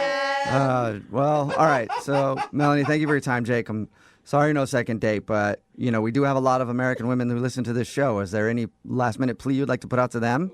Yeah, to all the beautiful women out there, a mí me gusta complacer mucho a las mujeres. ¿Tú me entiendes? I love to please women, and I'm having a hard time. Yeah. I actually Well, with that Spanish you just dropped right there, Jake, done. I'll sleep with you. Yeah. It's good. We're good. Okay, thank you, but if there's any women that are interested, we'll send them your way, Jake. Take care, man. Brooke and Jubal in the morning. Brooke and Jubal's second date update. For today's second date update, a listener named Drew is on the phone, and he says he had a very awkward first date with the girl that he wants to call today, although I don't know why it's awkward. It sounds amazing to me. His email said she didn't say a word. So, dude, I would love that. No conversation at all. That sounds amazing, Drew. How you doing? Good. How are you guys? Not too bad. Oh, my God. Even just Jubal's short description of that, That sounds terrible. It sounds awful. Yeah, it was very, very, very strange. I mean, I guess I should start from the beginning. Yeah, or just tell people how they can get this girl's number so they can go out with her. They're interested in someone who doesn't need to waste time with words on a first date, You are the only one that hates talking. No, I know. Well, it got built up to like such a big point, but so I started talking to this girl named Bonnie off of like an online dating site. Okay. And we're just like chatting, just, like, how are you? Did you see this movie? Blah, blah, blah. Yeah, normal, like, run-of-the-mill. Yeah, just like a typical whatever. Okay. And then, like, after a few weeks, we're like, okay, maybe we should talk on the phone. And nothing changed from, like, transferring it over from text to talking. Well, that's great. Yeah, so we decided to meet each other in person. We're like, okay, we need to just do this. We need to see each other, whatever. Yeah, what took so long? Why were you waiting so long? I don't know. Like, we just kind of, like, scheduling conflicts. I would be busy. She would be busy, Okay, so you finally figured it out, and what did you do? Well, so we were like, let's meet. And she texts me like an hour before we're supposed to meet up and says, oh my God, I'm so sorry. I double booked myself. I was supposed to do this thing for my job, and I'm sorry I can't meet up. I was like, okay, like, no problem. So then we planned to hang out a couple of days later. And then she's like, oh, I'm so sorry. I'm sick. Wait, this is the second time she's bailed. Yeah. And I was like, now it starts to sound kind of like a scam. Like, Right. Like she's just blowing you off and never actually wants to get together. Yeah, but then I'm like, if you want to blow me off, then just blow me off. Right, because she's investing a lot of time talking to you and texting with you. It's almost like you guys are in a relationship before you even went out on a date. Yeah, and I honestly was falling for her really hard. I was still like kind of in that like enamored phase. Like I'll still have hope that she still wants to see me, whatever. And then we finally decide on a third time to actually go out on a date. And she shows up with this index card that says, I'm sorry, I can't talk. My voice is gone. Oh, my So she, Oh my God, she actually showed up to your date and she couldn't speak. I've never. It was like a David Lynch movie or something. I just didn't know how to react to it. I was just like, what the? Yeah, why even show up? Well, I mean, she didn't want to cancel on him again because she's already canceled twice. I think that it's nice that she followed through, but she didn't give you a heads up before that? No, that's, honestly, like if someone shows up with an index card, like that is the weirdest thing I've ever heard. Yeah. And the thing is that she's actually gorgeous. Okay. It's just this weird thing where, like, I just kept talking to, like, I tried to talk my way out of it. So your whole date was her sitting there and you talking to her, trying to have a conversation with. She would nod. And then I'd be like, well, don't you want to just, like, go home if you're sick or whatever the heck is going on right now? And then she wrote, yes, sorry. Okay. Well, I would think it's a good thing for you that she wanted you to know she was interested enough to still go on a date when she couldn't talk to you. Well, I mean, can't you just text me then? Why are No, we using index cards and wasting paper? Like, Obviously, she already canceled on you twice. If she cancels on you a third time, then you're going to think that she's lying or she's catfishing you, and you're not going to ever talk to her again. Of course she had to go out on the date. I'm not saying that she shouldn't have gone on the date, but, like, it wasn't enjoyable. I was just literally just blabbing, like, just on and on and on and on. Okay. Well, I don't so get why it. do you want to call her for a second date then? Well, the reason that I want to call her is because I don't know if she's telling the truth or not. Oh, you think that the index card was a lie? Yeah. Oh. Why do you think it's a lie? Why do you think she didn't want to talk to you? I don't know. I don't know. I think that she might be, like, hiding something. I have no idea. When's the last time you heard, well, I don't know if you heard anything, but when's the last time you guys talked or typed, whatever you do? Not since the date. I haven't heard from her. So you guys went from talking every day to absolutely nothing. Yeah, I don't know. I mean, like, whatever is wrong with her voice obviously has affected her texting. It's affected her texting fingers, too. She can't even type to you. I just want to figure it out. I just want to know. Okay. Well, play a song, then come back and call her and get your second date update, all right? Thanks, guys. If she's talking. Yeah, right? That would be kind of a bad part for us. We'll do it next. Hang on. Moving 92.5. Brooke and Jubal in the mornings. Second date update. If you're just joining us for today's second date update, Drew is on the phone, and I'm really pulling for Drew today because I think that he went out with wife material, for sure. Because he went out on a date with a girl, didn't say a word the whole time. That's not a good thing, man. Yeah, Apparently, she had something. She was sick and she couldn't speak. So when she showed up to the date, she actually had an index card written on it that said, "Hey, I have no voice." And they sat there for a little while. He did all of the talking and then said, "If you're sick, you should go home." And she wrote on her little index card, "Yes." And then she went home, and he hasn't heard from her since. More than anything, though, he just wants answers because he feels like she was faking. Drew, are you ready to give her a call?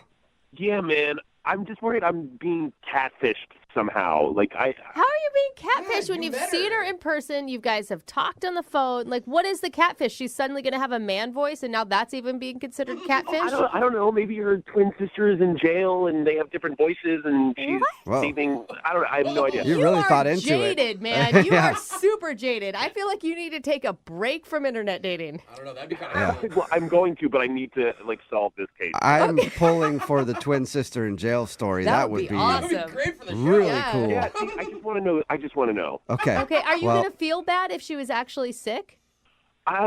Maybe, but even if she really was sick, then she would have reached out to me. Yeah. I'm going to dial her phone number right now and see if we can figure it out for you, okay? All right, man. All right, here we go.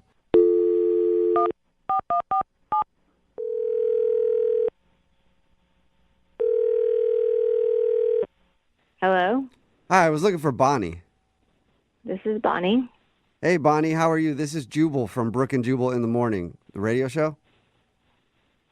From a radio? Yeah. Brooke and Jubal in the Morning, it's the name of a morning radio program. Why? Why? I don't really know. That's good just the question. name we gave it. It Why seems are we simple. calling you? Is that what you're wondering? Yeah. Oh, okay. I thought maybe you were just wondering why we named it that. Calling you today because we do a segment on our show called the Second Date Update. That's where if you go out on a date with somebody and then end up blowing them off after, they can email us and we'll get you on the phone and see if we can find out what happened. So you went out with a dude named Drew. Oh my God. Yeah. And Drew emailed us and told us a little bit about your date, that you guys met online, you talked a bunch, and you finally coordinated a date. But when you showed up, I guess you had no voice. True. And she said that it was awkward because you couldn't talk. And then eventually he said, if you're sick, you can go home. And then you went home, and that's the last he heard from you. Yeah, okay. He also said that he really, really liked you and that you guys talked for like a month or something leading up to the date. Yeah, we did. You don't sound like you like him as much as he likes you. You sound bummed. Yeah, it's okay if you don't like him. I think he just wants to know. I mean, I wasn't feeling good the day that we were supposed to have our date, and I didn't want to cancel on him. So I ended up going to the restaurant, and I got there, and I asked the hostess where he was seated, and I look over at the table.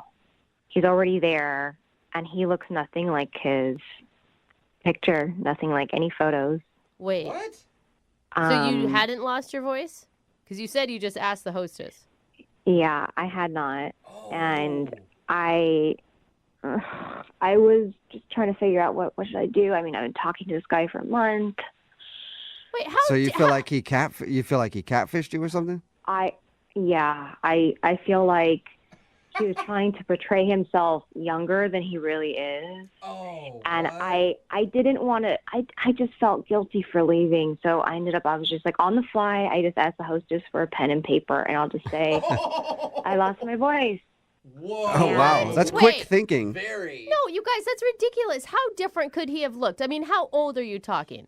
Are you kidding me? Like, easily could be my uncle. Oh, man. We're talking mid-40s. I'm in my mid to late 20s. Oh, gotcha. And the pictures on his profile were definitely in my age range. So when I saw him, it was quite traumatic.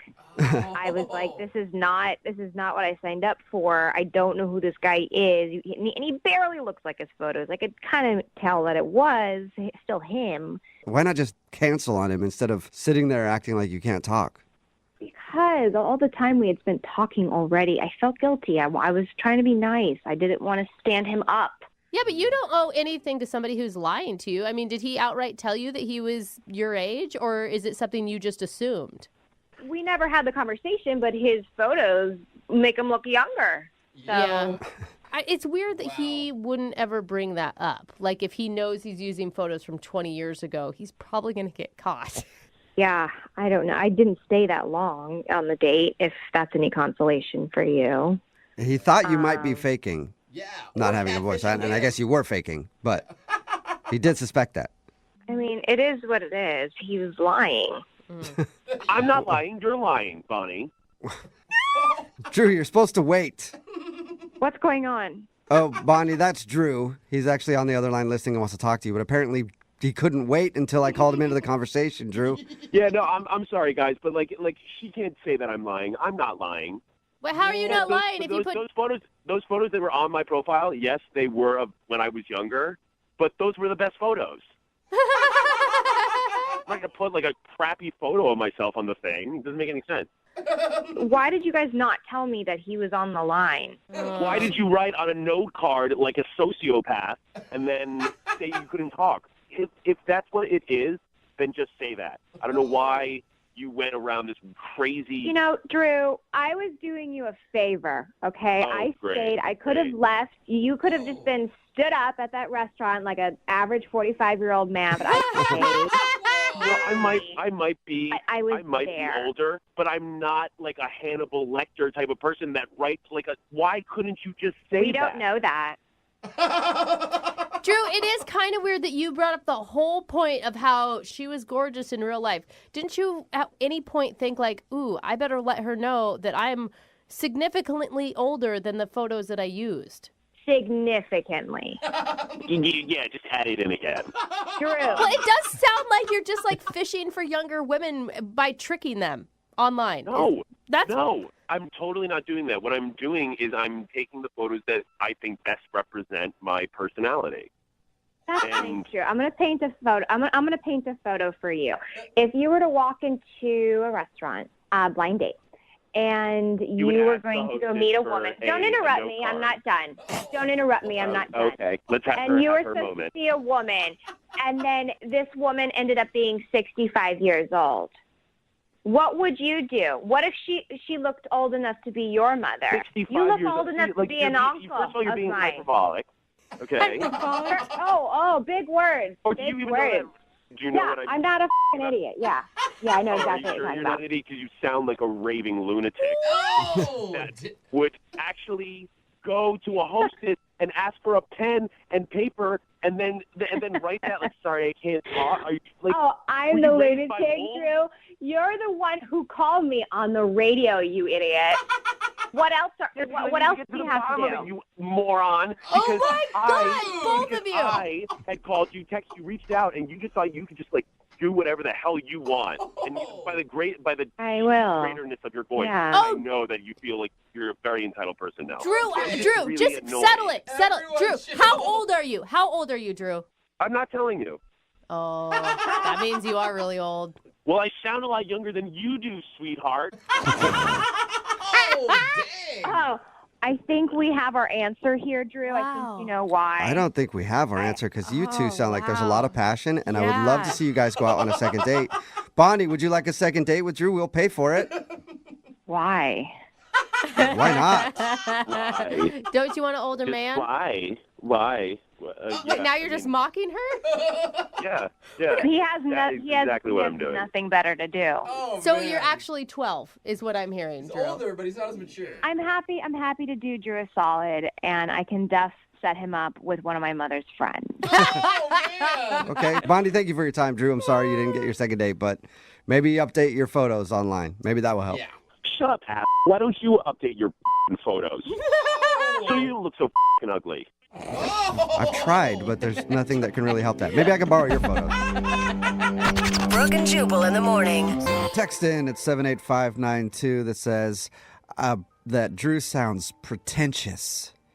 It is pretentious because he's older. Yeah. You get a little more pretentious when you get older. True, you get that money. You get that good 401k. You missed today's second date update. This dude, Drew, wanted to call a girl named Bonnie. They met online and they talked for about a month, and then they agreed to see each other in person. And when she finally showed up for their date, she had an index card that said, "Sorry, I lost my voice."